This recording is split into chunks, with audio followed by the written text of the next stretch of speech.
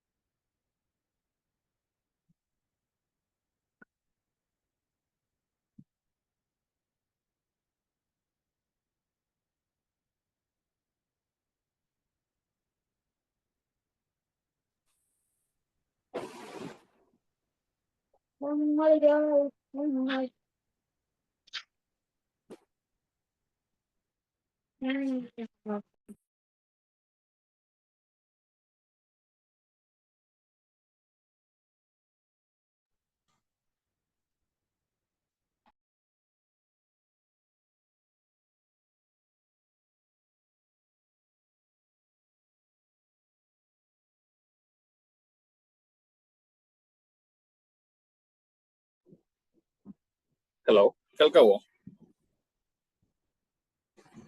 Yes sir, കേൾക്കാം sir. Vishnu ancient ക്ലാസ്സിൽ ഇരുന്നിട്ടുള്ളതല്ലേ കഴിഞ്ഞ ബാച്ചിലെ? Yes sir. ഏൻഷ്യന്റ് ആണെന്ന് പറഞ്ഞിട്ടുള്ളതല്ലേ? Yes sir, first class sir. സാറിന്റെ കൂടെ ഫസ്റ്റ് ക്ലാസ് കഴിഞ്ഞ 2 ദിവസം മുമ്പേ എടുത്തത്. നമ്മള് ഏൻഷ്യന്റ് ഒരു ബാച്ചിന് കിട്ടിയിട്ടില്ല എന്ന് പറഞ്ഞിട്ടുണ്ടായിരുന്നു. അപ്പൊ ഏൻഷ്യന്റ് ആണ് ഫസ്റ്റ് ക്ലാസ് ആണ് ഇന്ന് എടുക്കുന്നത്. Yes sir. Okay sir. അത്യാവശ്യം ആളുകളായില്ലേ? Yes sir. തുടങ്ങാം. Yes sir.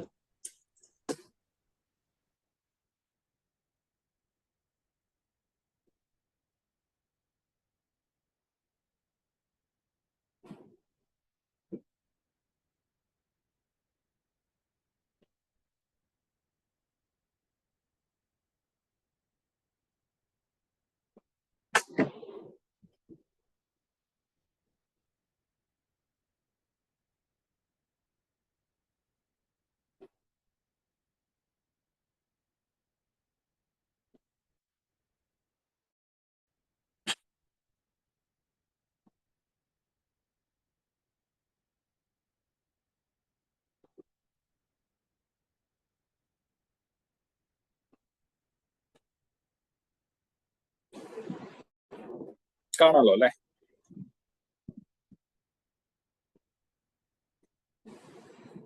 Yes sir. Slide കാണുന്നുണ്ടല്ലോ അല്ലേ? ഓക്കെ, കേൾക്കുന്നുണ്ട്. ഓക്കെയാണ്. ഓക്കെ, നമ്മള് ഏൻഷ്യന്റ് ഇന്ത്യൻ ഹിസ്റ്ററി ആണ് തുടങ്ങുന്നത്. ഏൻഷ്യന്റ് ഇന്ത്യൻ ഹിസ്റ്ററി കുറച്ച് പേർക്കെല്ലാം കേട്ടിട്ടുണ്ടായിരിക്കും. ഓക്കെ, നമുക്ക് നമ്മുടെ ഇന്ത്യൻ ഹിസ്റ്ററി നമുക്ക് 3 ആയിട്ടാണ് നമുക്ക് പഠിക്കാനുള്ളത്. അല്ലെങ്കിൽ എക്സാംസിന് വരുന്ന പോർഷൻസ് മൂന്നായിട്ടാണ് നമ്മൾ തിരിച്ചിരിക്കുന്നത് ഹിസ്റ്ററി, നമ്മുടെ ഇന്ത്യൻ ഹിസ്റ്ററിനെ. ഒന്ന് ഏൻഷ്യൻ പീരീഡ്, പിന്നെ ഒന്ന് മെഡീവിയൽ പീരീഡ്, പിന്നെ മോഡേൺ ഇന്ത്യ.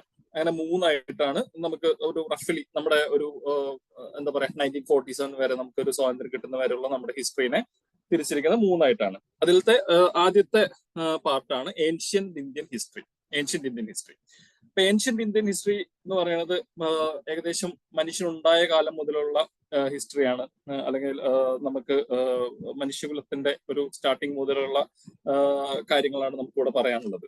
അത് നമ്മൾ കഴിഞ്ഞ ക്ലാസ്സിൽ മെഡീവൽ പഠിച്ചായിരുന്നു. അപ്പൊ മെഡീവൽ നമുക്ക് ഒരു 6th 7th സെഞ്ചുറി മുതലുള്ള കാര്യങ്ങളാണെന്ന് പറഞ്ഞിരുന്നു. അപ്പൊ ആ ഒരു 6th 7th സെഞ്ചുറിക്ക് മുമ്പുള്ള ഹിസ്റ്ററിയാണ് ഏൻഷ്യൻ ഹിസ്റ്ററി. ഇവിടെ ഒരു കാര്യം എന്താണെന്ന് വെച്ച് കഴിഞ്ഞാൽ ഏൻഷ്യൻ ഹിസ്റ്ററി നമുക്ക് മനുഷ്യനുണ്ടായ കാലം തൊട്ട് എന്ന് പറയുമ്പോൾ അത് വളരെ വലിയൊരു ഫേസ് ആണ്.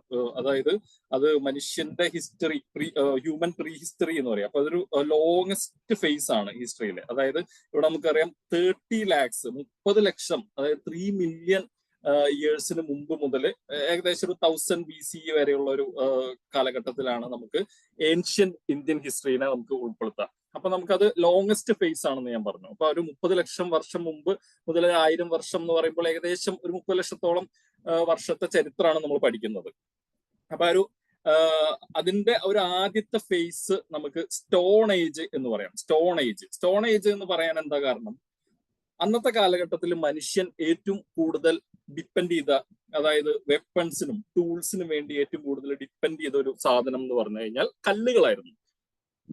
നേച്ചറിൽ നിന്ന് ലഭിക്കുന്ന സ്റ്റോൺസ് ആണ് ഏറ്റവും കൂടുതൽ ഡിപ്പെൻഡ് ചെയ്തേക്കുന്നത്. അതുകൊണ്ടാണ് സ്റ്റോൺ ഏജ് എന്ന് പറയുന്നത്. ഇതിനെ ലിത്തിക് ഏജ് എന്നും പറയുന്നു. ലിത്തിക് എന്ന് പറഞ്ഞാൽ സ്റ്റോൺ എന്ന് തന്നെയാണ് അർത്ഥം. അപ്പൊ ലിത്തിക് ഏജ് അല്ലെങ്കിൽ സ്റ്റോൺ ഏജ് എന്നാണ് ഒരു ആദ്യത്തെ ഫേസിനെ അറിയപ്പെടുന്നത്. ഓക്കെ, ഇത് ഞാൻ പറഞ്ഞു ലോങ്ങസ്റ്റ് ഫേസ് ആണ്. ഈ 30 ലക്ഷം വർഷങ്ങൾ മുതൽ ഒരു 1000 BCE വരെയാണ് ഇതിന്റെ ഒരു കാലഘട്ടം പറയുന്നത്. അപ്പൊ ലോങ്ങസ്റ്റ് ഫേസ് ആണ്. ഓക്കെ ഓക്കെ അപ്പൊ tools and weapons made up of stones, കല്ലുകൾ ഉപയോഗിച്ചിട്ടുള്ള ടൂൾസും വെപ്പൺസും ഒക്കെയാണ് ആ സമയത്ത് യൂസ് ചെയ്തിരുന്നത്. അപ്പൊ ഈ ഒരു സ്റ്റോൺ ഏജിനെ നമുക്കൊരു മൂന്നായിട്ട് ഡിവൈഡ് ചെയ്യാം. അതായത് lithic or stone age can be divided into 3 periods. അത് Palaeolithic age, Mesolithic age and Neolithic age. ഞാൻ പറഞ്ഞു ലിത്തിക് എന്ന് പറഞ്ഞാൽ സ്റ്റോൺ എന്നാണ് അർത്ഥം എന്ന് പറഞ്ഞിരുന്നു. അപ്പൊ പാലിയോ എന്ന് പറഞ്ഞാൽ പാലിയന്റോളജി എന്നൊക്കെയുള്ള വേർഡ്സ് നിങ്ങൾ കേട്ടിട്ടുണ്ടാവും. പാലിയോ എന്ന് പറഞ്ഞാൽ ഓൾഡ് എന്നാണ് അർത്ഥം. ഓക്കെ, പാലിയോലിത്തിക് ഏജ് എന്ന് പറഞ്ഞാൽ old stone age. Mesolithic age എന്ന് പറഞ്ഞാൽ മിഡിൽ സ്റ്റോൺ ഏജ്. നിയോ എന്ന് പറഞ്ഞാൽ ന്യൂ എന്നാണ് അർത്ഥം. നിയോലിത്തിക് ഏജ് എന്ന് പറഞ്ഞാൽ ന്യൂ സ്റ്റോൺ ഏജ്. ഓക്കെ, അങ്ങനെ ലിത്തിക് ഏജിനെ നമുക്ക് മൂന്നായിട്ട് ഡിവൈഡ് ചെയ്യാം: palaeolithic age, Mesolithic age and Neolithic age. Okay,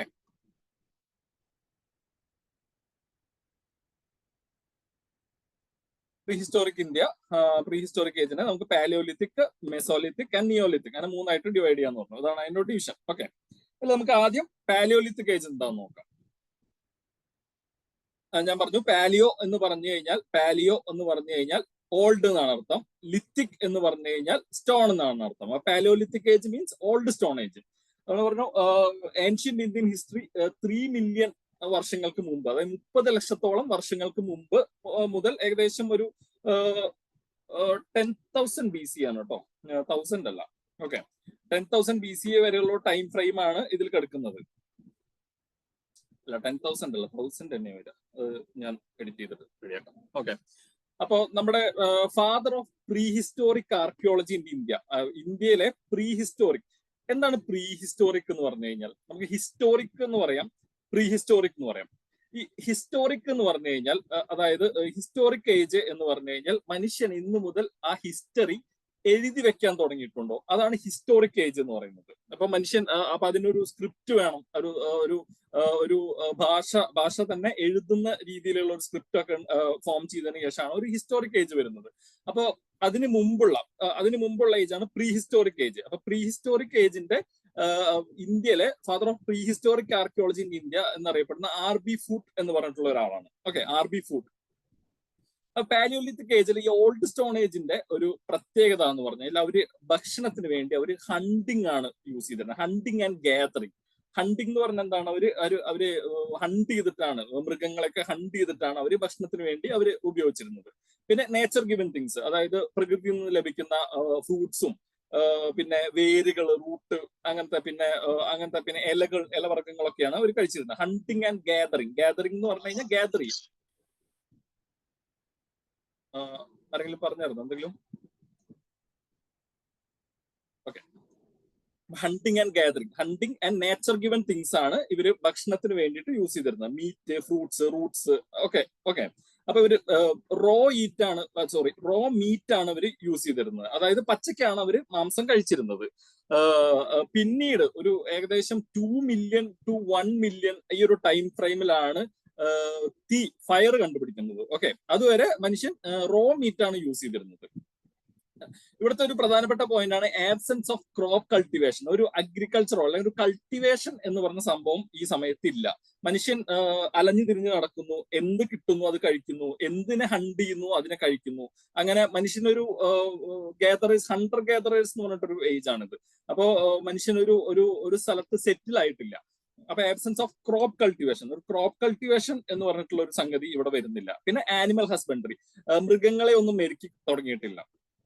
പിന്നെ പോട്ടറി മേക്കിംഗ്, അതായത് പാത്രങ്ങൾ ഉണ്ടാക്കി തുടങ്ങിയിട്ടില്ല. അപ്പോൾ പാലിയോലിത്തിക് ഏജിന്റെ ഒരു പ്രത്യേകതയാണ് absence of crop cultivation, animal husbandry and pottery making. ഈ ഒരു സമയത്ത് മനുഷ്യന്റെ ലൈഫ് സ്റ്റൈൽ നൊമാഡിക് ലൈഫ് സ്റ്റൈലാണ്. എന്താണ് നൊമാഡിക് ലൈഫ് സ്റ്റൈൽ എന്ന് പറഞ്ഞു കഴിഞ്ഞാൽ? നൊമാഡിക് എന്ന് പറഞ്ഞാൽ അലഞ്ഞു തിരിഞ്ഞ് നടക്കുന്നത്, നൊമാഡ് എന്ന് പറഞ്ഞാൽ അലഞ്ഞു തിരിഞ്ഞ് നടക്കുന്നു എന്നാണ് അർത്ഥം. അപ്പൊ നൊമാഡിക് ലൈഫ് സ്റ്റൈൽ ആണ് ഈ ഒരു സമയത്ത് ഉണ്ടായിരുന്നത്. ഓക്കെ. പിന്നെ ഷെൽട്ടറിന് വേണ്ടിയിട്ട്, താമസിക്കാൻ വേണ്ടിയിട്ട് കേവ്സ്, പ്രധാനമായിട്ട് ഗുഹകളും അങ്ങനത്തെ കാര്യങ്ങളൊക്കെയാണ് യൂസ് ചെയ്യുന്നത്. അതുകൊണ്ട് തന്നെ ഈ ഒരു പാലിയോലിത്തിക് ഏജിലെ നമുക്ക് തെളിവുകൾ ലഭിക്കുന്നത് പ്രധാനമായിട്ടും റോക്ക് ഷെൽട്ടേഴ്സ് ആണ്. റോക്ക് ഷെൽട്ടർ എന്ന് പറഞ്ഞാൽ എന്താണ്? പാറകളിൽ നിന്നും, പാറ മറ്റേ കേവ് പോലത്തെ അങ്ങനത്തെ പാറകൾ അടങ്ങിയിട്ടുള്ള ഒരു സ്ഥലത്ത് നിന്നും പിന്നെ ഗുഹകളിൽ നിന്നൊക്കെയാണ് നമുക്ക് തെളിവുകൾ ലഭിച്ചിരിക്കുന്നത്. ഓക്കെ. ഈ സമയത്ത് ഞാൻ നേരത്തെ പറഞ്ഞു ടൂൾസ് ആയിട്ട് യൂസ് ചെയ്തിരുന്നത് സ്റ്റോൺ ടൂൾസ് ആണ് യൂസ് ചെയ്യുന്നത്. സ്റ്റോണ്, പിന്നെ വുഡ്, മരത്തിന്റെ ടൂൾസ് യൂസ് ചെയ്യും. പിന്നെ ബോൺ, എല്ലുകൾ, മൃഗങ്ങളുടെയോ മനുഷ്യന്റെയോ ഒക്കെ എല്ലുകൾ യൂസ് ചെയ്തിരുന്നു ടൂൾസ് ആയിട്ട്. അപ്പൊ ഹാൻഡ് ആക്സസ് യൂസ് ചെയ്തിരുന്നു, കൈകൊണ്ടുള്ള ഒരു എന്താ പറയാ, സ്റ്റോൺ ഒക്കെ ഇങ്ങനെ ചിസിൽ ചെയ്തിട്ട് ഉള്ള ടൂൾസ് ആണ് ഹാൻഡ് ആക്സ്. ക്ലീവേഴ്സ് ഒക്കെ കുറച്ചും കൂടി ഈ മൃഗങ്ങളുടെ തോലൊക്കെ ഉരിയാനും അങ്ങനെയൊക്കെ യൂസ് ചെയ്യാൻ. പിന്നെ ചില്ലകൾ, ബ്രാഞ്ചസ് ഒക്കെ വെട്ടാനും ഒക്കെ യൂസ് ചെയ്യാനും. ചോപ്പേഴ്സും ഏകദേശം അങ്ങനത്തെ ഒക്കെ യൂസ് ആണ്. സ്ക്രാപ്പേഴ്സും ഇങ്ങനത്തെയൊക്കെയാണ് എക്സാമ്പിൾസ്, ടൂൾസ് യൂസ് ചെയ്തിരുന്ന ടൂൾസ്. ഓക്കെ. ഇതാണ് ചോപ്പർ എന്ന് പറയുന്ന സാധനം. ഹാൻഡ് ആക്സ്, കയ്യിൽ യൂസ് ചെയ്യുന്ന നമ്മുടെ ഒരു മഴു പോലെ തന്നെ ഒരു കൈ കൊണ്ടാണ് ഇത് യൂസ് ചെയ്യുന്നത്. വളരെ ചിസിൽഡ് ആയിട്ടുള്ള ഒരു സൈഡും. പിന്നെ ക്ലീവർ എന്ന് പറഞ്ഞാൽ കുറച്ചും കൂടി തിന്നാണ് ആ സാധനം. അപ്പൊ അത് കുറച്ചും കൂടി ഷാർപ്പനാണ്. അപ്പൊ അത് കട്ട് ചെയ്യാനൊക്കെ എളുപ്പമുള്ള ഒരു സാധനമാണ് ക്ലീവർ. അതൊക്കെയാണ് പാലിയോലിത്തിക് ഏജിൽ യൂസ് ചെയ്തിരുന്ന ടൂൾസ്. ഓക്കെ. ഈ പാലിയോലിത്തിക് ഏജിനെ നമുക്ക് വീണ്ടും ഒരു ക്ലാസിഫിക്കേഷൻ, ഒരു സബ് ഡിവിഷൻ കൊടുക്കാൻ നമുക്ക് ഒരു ലോവർ അല്ലെങ്കിൽ early Palaeolithic age, early Palaeolithic age, പിന്നെ മിഡിൽ പാലിയോലിത്തിക് ഏജ്, പിന്നെ upper or later Palaeolithic age. അങ്ങനെ മൂന്നായിട്ട്, ലോവർ, മിഡിൽ ആൻഡ് അപ്പർ. ഈ ലോവർ ഞാൻ പറഞ്ഞു 30 ലക്ഷം വർഷങ്ങൾക്ക് മുമ്പാണ് ഏകദേശം ഈ ഹിസ്റ്ററി സ്റ്റാർട്ട് ചെയ്യുന്നത്. 30 ലക്ഷം ടു ഏകദേശം 1 ലാക്ക് വരെയുള്ള ഒരു സമയത്താണ് ലോവർ പാലിയോലിത്തിക് ഏജ് വരുന്നത്. ഈ ഒരു സമയത്ത് ചോപ്പർ ആൻഡ് ഹാൻഡ് ആക്സസ് ഒക്കെയാണ് ടൂൾസ് ആയിട്ട് യൂസ് ചെയ്യുന്നത്. അതിനുശേഷം മിഡിൽ പാലിയോലിത്തിക്, ഞാൻ പറഞ്ഞു മറ്റേ അതായത് സ്റ്റോൺസ് യൂസ് ചെയ്യുമ്പോൾ ആദ്യം യൂസ് ചെയ്യുന്നത് ചിലപ്പോൾ ഒരു റൗണ്ട് ആയിട്ടുള്ള കല്ലുകളൊക്കെ ആയിരിക്കും യൂസ് ചെയ്യുക, എറിഞ്ഞിട്ടൊക്കെ ആയിരിക്കും അവർ യൂസ് ചെയ്യുന്നുണ്ടാവുക. പിന്നെ അത് അവർ ചിസിൽ ചെയ്തിട്ട് അവർ അതൊന്നും കൂടി ഷാർപ്പനാക്കുന്നു.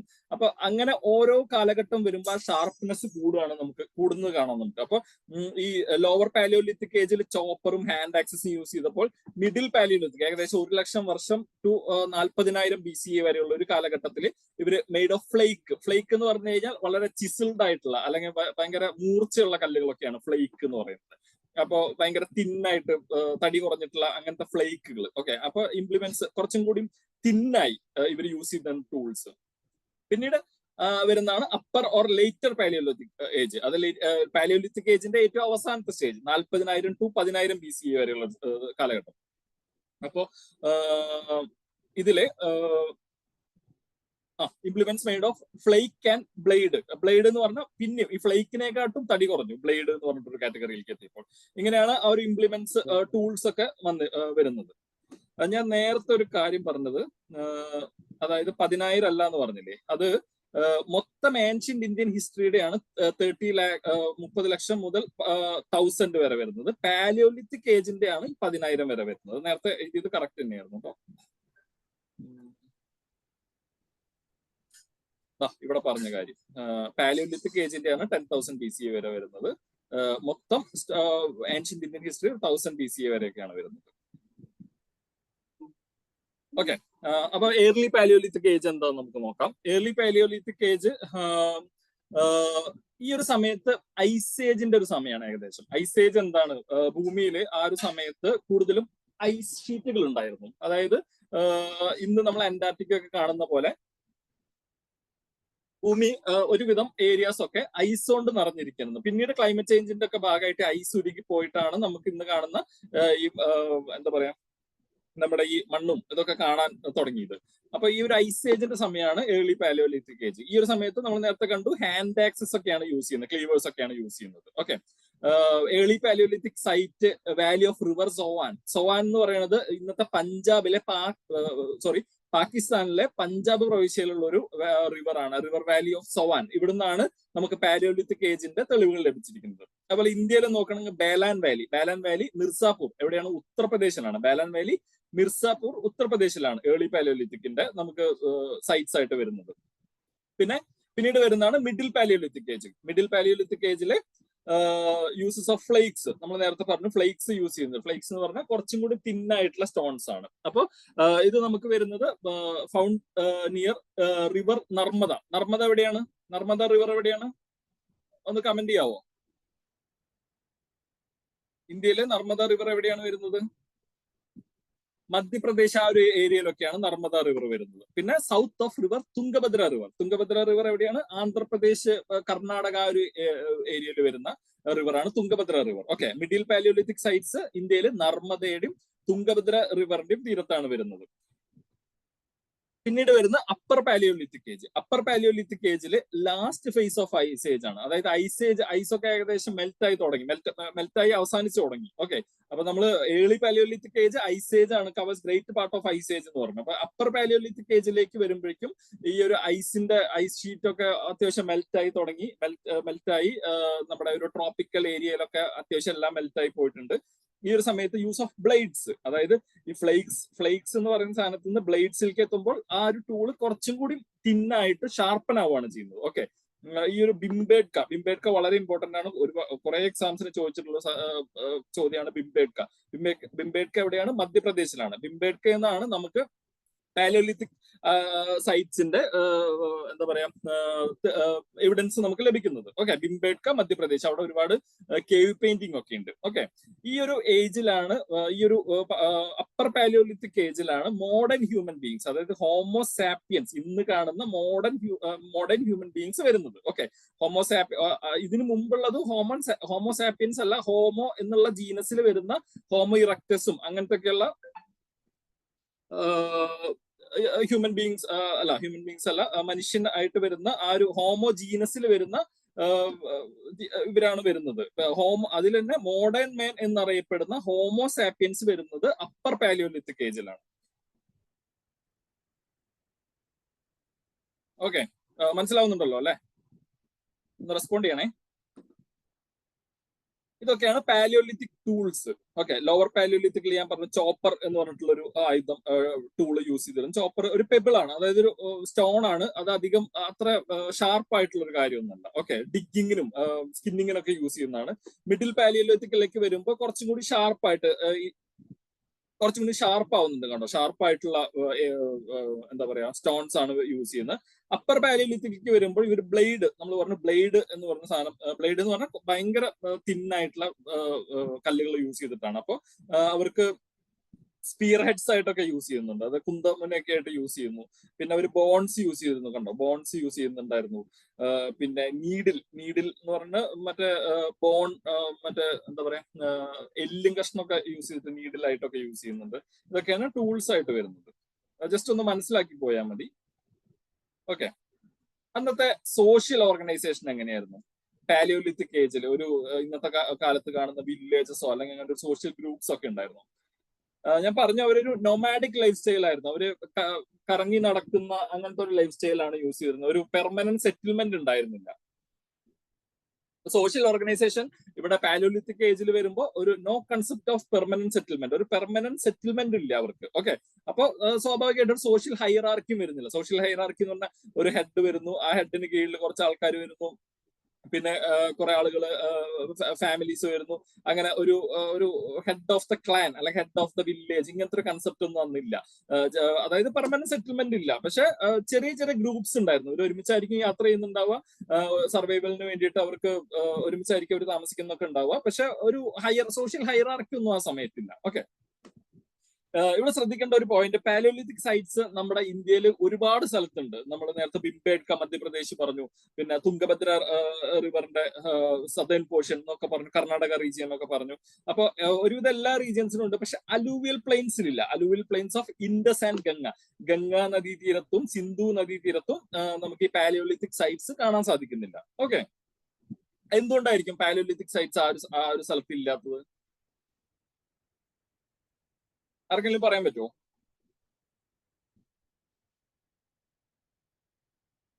കാരണം എന്താ വെച്ചാൽ പാലോലിത്തിക് സൈറ്റ്സിന്റെ എവിഡൻസസ് നമുക്ക് അവിടുന്ന് ലഭിച്ചിട്ടില്ല. കാരണം സ്വാഭാവികമായിട്ടും ഈ അലൂവിയൽ പ്ലെയിൻസ് എന്ന് പറഞ്ഞാൽ ഒരുപാട് വെള്ളവും പിന്നെ അവിടെ മറ്റേ അലൂവിയൽ ഫ്ലഡ് പ്ലെയിൻസ് ആയിരിക്കും. അവിടെ വന്ന് മണ്ണും അതിന്റെ ഏക്കലൊക്കെ അടിഞ്ഞ് അപ്പോൾ ആ സമയത്ത് മനുഷ്യൻ അവിടെ ജീവിച്ചിട്ടുണ്ടായിരിക്കും. പക്ഷെ നമുക്ക് അതിന്റെ എവിഡൻസസ് ലഭിച്ചിട്ടില്ല. അതാണ് നമുക്ക് അവിടുന്ന് കിട്ടിയിട്ടില്ല എന്നുള്ളതാണ് അതിന്റെ സത്യം. ഓക്കെ, അപ്പൊ നമുക്ക് അവിടുന്ന് എവിഡൻസ് കിട്ടിയിട്ടില്ല. അപ്പൊ അതുകൊണ്ടാണ് അവിടെ ഇല്ല എന്ന് പറയുന്നത്. ഓക്കെ, മനസ്സിലാവുന്നുണ്ടല്ലോ അല്ലെ? നമുക്ക് ഓക്കെ, പാലിയോലിത്തിക് ഏജിലെ ആർട്ട് ആൻഡ് കൾച്ചർ, അന്നത്തെ അവരുടെ കൾച്ചർ എങ്ങനെയായിരുന്നു, അവരെന്തെങ്കിലും ആർട്ടിന് വേണ്ടി എന്തെങ്കിലുമൊക്കെ ചെയ്തിട്ടുണ്ടോ എന്ന് നോക്കാം. അപ്പൊ പ്രധാനമായിട്ടും അന്നത്തെ കാലഘട്ടത്തിലെ അവരുടെ ഒരു ആർട്ട് എന്ന് പറയുന്നത്, നമുക്ക് ഇന്ന് നിലനിൽക്കുന്ന ആർട്ട് എന്ന് പറയുന്നത് കേവ് പെയിന്റിങ്സ് തന്നെയാണ്. ഞാൻ പറഞ്ഞു നേരത്തെ പറഞ്ഞു ഭിംബേട്ക, മധ്യപ്രദേശിലുള്ള ഭിംബേട്ക വളരെ ഇമ്പോർട്ടന്റ് ആണെന്ന് പറഞ്ഞു. ഈ ഭിംബേട്കന്ന് നമുക്ക് ഒരുപാട് കേവ് പെയിന്റിങ്സ് ലഭിച്ചിട്ടുണ്ട്. ഓക്കെ, കണ്ടോ, ഇതാണ് ഭിംബേട്കയിലെ കേവ് പെയിന്റിങ്സ്. ഇങ്ങനെ ഈ പെയിന്റിങ്സ് ഇന്നും അവിടെ പോയാൽ നമുക്ക് കാണാൻ പറ്റും. ഭിംബേട്കയിലത്തെ ഇത് പാലോലിത്തിക് ഏജിലത്തെ കേവ് പെയിന്റിങ്സ് ആണ്. ഓക്കെ, ആ ഒരു കേവ് പെയിന്റിങ്സിന്റെ പ്രത്യേകത എന്ന് വെച്ചാൽ ആനിമൽസിനെ അവര് മറ്റേ എന്താ പറയാ, ജസ്റ്റ് ഭയങ്കര അഡ്വാൻസ്ഡ് ആയിട്ടുള്ള ആർട്ടൊന്നുമല്ല, ജസ്റ്റ് ആനിമൽസ് നമുക്ക് മനസ്സിലാവുന്ന മനുഷ്യനൊക്കെ ഇങ്ങനെ വെറുതെ വരച്ച് ഇങ്ങനെയൊക്കെ വരച്ചിട്ടുള്ള കാര്യങ്ങളാണ്. അല്ലാതെ ഭയങ്കര അഡ്വാൻസ്ഡ് ആയിട്ടുള്ള ആനിമൽസ് നമുക്ക് മനസ്സിലാക്കി എടുക്കേണ്ടി വരും. അപ്പൊ അങ്ങനത്തെ ആനിമൽസ്, ഹണ്ടിങ് സീൻസ്, പിന്നെ ഹ്യൂമൻ ഫിഗേഴ്സ്, ഇതൊക്കെയാണ് ആ പെയിന്റിങ്ങിൽ ഉണ്ടായിരിക്കുക. പിന്നെ നമുക്ക് അവരുടെ കൾച്ചർ മനസ്സിലാക്കുന്ന അവരുടെ ബറിയൽ പ്രാക്ടീസ് എങ്ങനെയാണ്. ബറിയൽ എന്ന് പറഞ്ഞു കഴിഞ്ഞാൽ മരിച്ച ആളുകളെ എങ്ങനെയാണ് അവർ ബറി ചെയ്തിരുന്നത്, കുഴിച്ചിട്ടിരുന്നത്. അപ്പൊ ബറിയൽ കസ്റ്റംസ് ഒക്കെ നമുക്ക് കിട്ടിയിട്ടുണ്ട്. അതായത് ബറിയൽ കസ്റ്റംസ് എന്ന് പറഞ്ഞു കഴിഞ്ഞാൽ ചിലപ്പോൾ അവര് നോർത്തിലോട്ട് തല വെച്ചിട്ടായിരിക്കും ആ ഒരു ശവശരീരത്തിനെ കെടുത്തിട്ടുണ്ടാവുക. അല്ലെങ്കിൽ പിന്നെ അതിന്റെ കൂടെ എന്തെങ്കിലും സാധനങ്ങളൊക്കെ ഇട്ടിട്ടുണ്ടോ, അങ്ങനത്തെ കാര്യങ്ങളൊക്കെ. അപ്പൊ ബറി ചെയ്തിരുന്നു എന്നുള്ളതാണ് ഈ ഒരു സമയത്ത്. കാരണം പാലിയോലിത്തിക് ഏജ് ആണ്, വളരെ പഴയ കാലഘട്ടമാണ്. അപ്പൊ പാലിയോലിത്തിക് ഏജിൽ ബറി ചെയ്തിരുന്നു. അപ്പൊ ബറി ചെയ്തിരുന്നു, അതിന്റെ തെളിവുകളാണ് നമുക്ക് ലഭിച്ചിരിക്കുന്നത്. അപ്പൊ ഒരു കൾച്ചർ പഠിക്കുമ്പോൾ ഈ പഴയ ഏൻഷ്യന്റ് ഇന്ത്യൻ ഹിസ്റ്ററി കൾച്ചറുമായി ബന്ധപ്പെട്ട് നമുക്ക് ബറിയൽ പ്രാക്ടീസ് വളരെ ഇമ്പോർട്ടന്റ് ആണ്. അപ്പൊ അങ്ങനെയാണ് നമ്മൾ, കാരണം മരിച്ച ആളെ കുഴിച്ചിട്ടിരുന്നു പറഞ്ഞപ്പോ അവിടെ സ്വാഭാവികമായിട്ട് ഒരു എന്തെങ്കിലും ഒരു എന്താ പറയാ ഒരു റിച്വലോ അങ്ങനെയൊക്കെ ഉണ്ടാവാൻ സാധ്യതയുണ്ട്. അപ്പൊ അത് വെച്ചിട്ടാണ് ഒരു ബറിയൽ പ്രാക്ടീസ് ഉണ്ടായിരുന്നു എന്ന് പറയുന്നത്. ഓക്കെ, നേരത്തെ പറഞ്ഞു ഇതാണ് കേവ് പെയിന്റിങ് ഭിംബേട്ക ഒരിക്കലും മറക്കരുത്. നമുക്ക് സൈറ്റുകൾ ഏതൊക്കെയാന്ന് നോക്കാം. മേജർ പാലിയോലിത്തിക് സൈറ്റ്സ്, ഇതും ഒരുപാട് ക്വസ്റ്റ്യൻസ് ചോദിക്കുന്നതാണ്. മാച്ച് ദ ഫോളോയിങ് ഒക്കെ ആയിട്ട് ക്വസ്റ്റ്യൻസ് വരുന്ന ഒരു ഏരിയ ആണ്. അപ്പോ ഫസ്റ്റ് സൈറ്റ് വളരെ ഇമ്പോർട്ടന്റ് ആയിട്ടുള്ള ഭിംബേട്ക എവിടെയാണ്? മധ്യപ്രദേശിലാണ്. ഭിംബേട്ക ഒരു യുനെസ്കോ വേൾഡ് ഹെറിറ്റേജ് സൈറ്റ് ആണ്. യുനെസ്കോന്റെ ഒരു വേൾഡ് ഹെറിറ്റേജ് സൈറ്റ് ആണ് ഭിംബേട്ക. ഓക്കെ, 2003 ഈ വേൾഡ് ഹെറിറ്റേജ് സൈറ്റ് എന്നുള്ള ഒരു സ്ഥാനം ഭിംബേട്കയ്ക്ക് ലഭിക്കുന്നത്. അപ്പൊ ഭിംബേട്ക ഒരു റോക്ക് ഷെൽട്ടർ ആണ്. ഞാൻ പറഞ്ഞു അന്നത്തെ കാലത്ത് ആളുകൾ റോക്ക് ഷെൽട്ടറിലാണ് അഭയം പ്രാപിച്ചിരുന്നത്. അപ്പൊ ഒരു കേവ് പെയിന്റിംഗ് ഒക്കെയാണ് അവിടുത്തെ ഇമ്പോർട്ടൻസ് ആയിട്ടുള്ള കാര്യം. ഇവിടെ നമുക്ക് സ്റ്റോൺ ടൂൾസ് കിട്ടിയിട്ടുണ്ട്, ഹാൻഡ് ആക്സസ് കിട്ടിയിട്ടുണ്ട്, അങ്ങനത്തെ. പിന്നെ ഏർലി ലൈഫ് എങ്ങനെയായിരുന്നു എന്നൊക്കെ കാണിക്കുന്ന ആർട്ടിൽ നിന്ന് നമുക്ക് കേവ് പെയിന്റിങ്സ് നമുക്ക് മനസ്സിലാക്കാൻ സാധിച്ചിട്ടുണ്ട്. പിന്നെ അടുത്ത ഒരു സ്ഥലമാണ്, സൈറ്റാണ് ഹുംസി. എവിടെയാണ്? കർണാടകയിലാണ് ഹുംസി. ഹുങ്സിയിലും known for habitation and workshop site അതായത് ഈ ടൂൾ മേക്കിംഗ് ഒക്കെ അവിടെ നമുക്ക് കാണാം. അപ്പോൾ ടൂൾ മേക്കിംഗ് എങ്ങനെ നമ്മൾ മനസ്സിലാക്കുന്ന അവിടെ ഉണ്ടായിരുന്നു. കാരണം ഈ ഒരു എന്താ പറയാ, നമ്മളൊരു സ്റ്റോൺ, ഒരു റൗണ്ട് ഷേപ്പിലുള്ള സ്റ്റോൺ ഇങ്ങനെ ചെത്തി നമ്മൾ അതൊരു ഫ്ലേക്ക് ആക്കി അല്ലെങ്കിൽ അതൊരു നൈഫ് പോലെയൊക്കെ ആക്കി മാറ്റുമ്പോൾ അതിന്റെ ബാക്കിയുള്ള പീസസ് അവിടെ ഉണ്ടാവുമല്ലോ. വിച്ച് മീൻസ് അവിടെ ഒരു സ്റ്റോൺ മേക്കിംഗ് അല്ലെങ്കിൽ ഒരു ടൂൾ മേക്കിംഗ് വർക്ക്ഷോപ്പ് അവിടെ ഉണ്ടായിരുന്നു എന്നാണ് നമുക്ക് മനസ്സിലാക്കാൻ സാധിക്കും. സ്റ്റോൺ ടൂൾസ്, പിന്നെ എവിഡൻസ് ഓഫ്, ഞാൻ നേരത്തെ പറഞ്ഞ ടൂൾ മേക്കിങ്ങിന്റെ എവിഡൻസും നമുക്ക് ഹുങ്സി, കർണാടകയിലുള്ള ഹുങ്സിയിൽ നിന്ന് നമുക്ക് ലഭിച്ചിട്ടുണ്ട്. ഓക്കെ. പിന്നെ ആന്ധ്രാപ്രദേശിലെ കുർണൂൽ കേവ്സും ഒരു ലേറ്റ് പാലിയോലിത്തിക് ഹാബിറ്റേഷൻ സൈറ്റ് ആണ്. ഓക്കെ. ഏതൊക്കെയാണ്? ഭിംബേഡ്ക, ഹുങ്സി, കുർണൂൽ. ഇനി കുർണൂൽ കേവ്സ് നിന്ന് നമുക്ക് tools made of quartzite tools ലഭിച്ചിട്ടുണ്ട്. പിന്നെ ലൈംസ്റ്റോൺ ഒരു എന്താ പറയാ, വളരെ സോഫ്റ്റ് ആയിട്ടുള്ള സ്റ്റോൺ ആണ്. അപ്പൊ അതിന്ന് ടൂൾസ് ഉണ്ടാക്കാൻ വളരെ എളുപ്പമാണ്. അപ്പൊ ലൈംസ്റ്റോൺ വെച്ചിട്ടുള്ള ടൂൾസ് നമുക്ക് ലഭിച്ചിട്ടുണ്ട്. പിന്നെ എവിഡൻസ് ഓഫ് ആഷ് എന്ന് പറഞ്ഞാൽ എന്താണ്? നമുക്ക് മറ്റേ കരിഞ്ഞ സാധനങ്ങളൊക്കെ കിട്ടിയിട്ടുണ്ട്. അപ്പൊ അവര് ആ സമയത്ത് ഫയർ യൂസ് ചെയ്തിരുന്നു നമുക്ക് മനസ്സിലാക്കാം. ഓക്കെ. അടുത്ത സൈറ്റ് ആണ് അതിരാമ്പക്കം എവിടെയാണ്? തമിഴ്നാടാണ്. Okay. One of the oldest palaeolithic sites in India. അത് സൗത്ത് ഇന്ത്യ ആണ്, അപ്പം ശ്രദ്ധിക്കണേ. പിന്നെ ഇവിടുന്ന് നമുക്ക് ഹാൻഡ് ആക്സസും ക്ലീവേഴ്സും ഒക്കെ ലഭിച്ചിട്ടുണ്ട്. ടൂൾസ് മെയ്ഡ് ഓഫ് ക്വാർട്സൈറ്റ് നമ്മൾ ഇവിടെയും കിട്ടിയിട്ടുണ്ട് ക്വാർട്സൈറ്റിന്റെ. ഓക്കെ. പിന്നെ ദിദ്വാന എവിടെയാണ്? രാജസ്ഥാനിലാണ് ദിദ്വാന. ഇതും ലോവർ പാലിയോലിത്തിക് സൈറ്റ് ആണ്. ഇവിടുന്ന് നമുക്ക് സ്റ്റോൺ ആക്സസും ഫോസിൽസും ഒക്കെ ലഭിച്ചിട്ടുണ്ട്. പിന്നെ വരുന്ന സോൺ വാലി ഞാൻ നേരത്തെ പറഞ്ഞു, പാകിസ്ഥാനിലുള്ള പഞ്ചാബിലുള്ള സ്ഥലമാണെന്ന് പറഞ്ഞു. പിന്നെ ഹിമാചൽ പ്രദേശ് നിന്നും ലഭിച്ചിട്ടുണ്ട്. പിന്നെ ബേലാൻ വാലി നേരത്തെ പറഞ്ഞു, മിർസാപൂറിന്റെ അടുത്തുള്ള സ്ഥലമാണ് ഉത്തർപ്രദേശില്. പിന്നെ നമ്മൾ നർമ്മദ വാലിയും നമ്മൾ പറഞ്ഞു, ഏർലി പാലിയോലിത്തിക് സൈറ്റ്സ് ആയിട്ട് നമ്മൾ പറഞ്ഞു. നർമ്മദ വാലി സെൻട്രൽ ഇന്ത്യയിലാണ്. ഓക്കെ. ഇത്രയാണ് പാലിയോലിത്തിക് സൈറ്റ്സ്. നിങ്ങൾക്ക് മനസ്സിലായി എന്ന് വിചാരിക്കുന്നു. പാലിയോലിത്തിക് ഏജ് നിങ്ങൾക്ക് മനസ്സിലായി എന്ന് വിചാരിക്കുന്നു. നമുക്ക് ഇനി അടുത്ത മെസോലിത്തിക്കിലേക്ക് പോവാം. ഓക്കെ. മെസോലിത്തിക് എന്ന് പറഞ്ഞു കഴിഞ്ഞാൽ മിഡിൽ സ്റ്റോൺ ഏജ് എന്നാണ്. മെസോ എന്ന് പറഞ്ഞാൽ മിഡിൽ, ലിത്തിക് എന്ന് പറഞ്ഞാൽ സ്റ്റോൺ എന്നാണ് അർത്ഥം. മെസോലിത്തിക് എന്ന് പറഞ്ഞാൽ ഒരു ട്രാൻസിഷൻ സ്റ്റേജ് ആണ്, അല്ലെങ്കിൽ ഒരു ഇന്റർമീഡിയറ്റ് സ്റ്റേജ് ആണ്. അതായത് പാലിയോലിത്തിക്കിന്റെയും ന്യൂ എന്നാണ്, പാലിയോ ഓൾഡ് ആണ്. ഇതിന്ന് ഉള്ള ഒരു ട്രാൻസിഷൻ സ്റ്റേജ് ആണ് മെസോലിത്തിക് ഏജ്. ഓക്കെ. ഒരു ഇന്റർമീഡിയറ്റ് സ്റ്റേജ് ആണ്. ഇത് ഡിസ്കവർ ചെയ്യുന്നത് ജോൺ ഇവാൻസ് എന്ന് പറഞ്ഞിട്ടുള്ള ആളാണ്. ജോൺ ഇവാൻസ് അദ്ദേഹം സക്കാർ ആൻഡ് റോഹ്രി എന്ന് പറഞ്ഞു കഴിഞ്ഞാൽ ഒരു ഹിൽസ് ആണ്, പാകിസ്ഥാനിലുള്ള ഒരു സ്ഥലമാണ്. അവിടുന്നാണ് അദ്ദേഹം മെസോലിത്തിക് ഏജിന്റെ എവിഡൻസ് ലഭിക്കുന്നത് അദ്ദേഹത്തിന്. അപ്പൊ ഞാൻ പറഞ്ഞു പാലിയോലിത്തിക് ഏജിൽ എന്തായിരുന്നു? ആ ഒരു സമയത്ത് അഗ്രികൾച്ചർ ഇല്ല, ഡൊമസ്റ്റിക്കേഷൻ ഓഫ് ആനിമൽസ് ഇല്ല എന്നൊക്കെ നമ്മൾ പറഞ്ഞിരുന്നു. അപ്പോൾ അവിടുന്ന് പാലിയോലിത്തിക് ഏജിൽ നിന്ന് മെസോലിത്തിക് ഏജിലേക്ക് വരുമ്പോൾ ഒരു കീ ഡിഫറൻസ് എന്ന് പറഞ്ഞാൽ ടൈമിംഗ് ഓഫ് ആനിമൽസിനെ ഇവർ ടൈം ചെയ്തിരുന്നു, ആനിമൽസിനെ മെരുക്കി തുടങ്ങിയിരുന്നു. Okay. Domestication of animals, particularly dogs and cattles, ഡോഗ്സിനെയും കാറ്റിൽസിനെയും ഇവരെ മെരുക്കി തുടങ്ങിയിട്ടുണ്ട്. പിന്നെ ബറിയൽ ഓഫ് ഡെഡ്, അവിടെ നമ്മൾ പാലിയോലിത്തിക് ഏജിൽ നമ്മൾ ബറിയൽ പറഞ്ഞിരുന്നു, ബറിയൽ പ്രാക്ടീസ് ഉണ്ട്. പക്ഷെ ഇവിടെ വരുമ്പോൾ കുറച്ചും കൂടി അവിടെ മാറ്റം വരുന്നുണ്ട്. എങ്ങനെ? ആ ബറി ചെയ്യുന്ന ആ ഒരു കുഴിച്ചിടുന്ന ആ കുഴിയിൽ തന്നെ ഇവര് ശവശരീരത്തോടൊപ്പം തന്നെ ഫുഡ് സ്റ്റെപ്സ് അവർക്ക് കഴിക്കാനുള്ള ഭക്ഷണം എന്നുള്ളൊരു കൺസെപ്റ്റിൽ ഫുഡ് സ്റ്റെപ്സ് കൊടുക്കുന്നു, ടൂൾസ് കൊടുക്കുന്നു, വെപ്പൺസ് കൊടുക്കുന്നു. അപ്പൊ എന്താണ്? അവര് മരിച്ചതിന് ശേഷം പിന്നീട് ഒരു ജന്മം ഉണ്ട് എന്ന് വിശ്വസിച്ചിരുന്ന ഒരു കാലഘട്ടമാണ് മെസോലിത്തിക് ഏജിലേക്ക് വരുമ്പോൾ. ഓക്കെ. പിന്നെ അവിടുന്ന് വരുമ്പോൾ ഞാൻ പറഞ്ഞു ടൂൾസ്, നമ്മൾ യൂസ് ചെയ്യുന്ന ടൂൾസ് ആദ്യം വളരെ വലിയ ടൂൾസ് ആയിരിക്കും യൂസ് ചെയ്യുക. അത് കഴിഞ്ഞിട്ട് അത് ഷാർപ്പൻ ആവുന്നു. അവിടുന്ന് പിന്നെ അത് ചെറുതായിട്ട് വരുന്നു. Okay.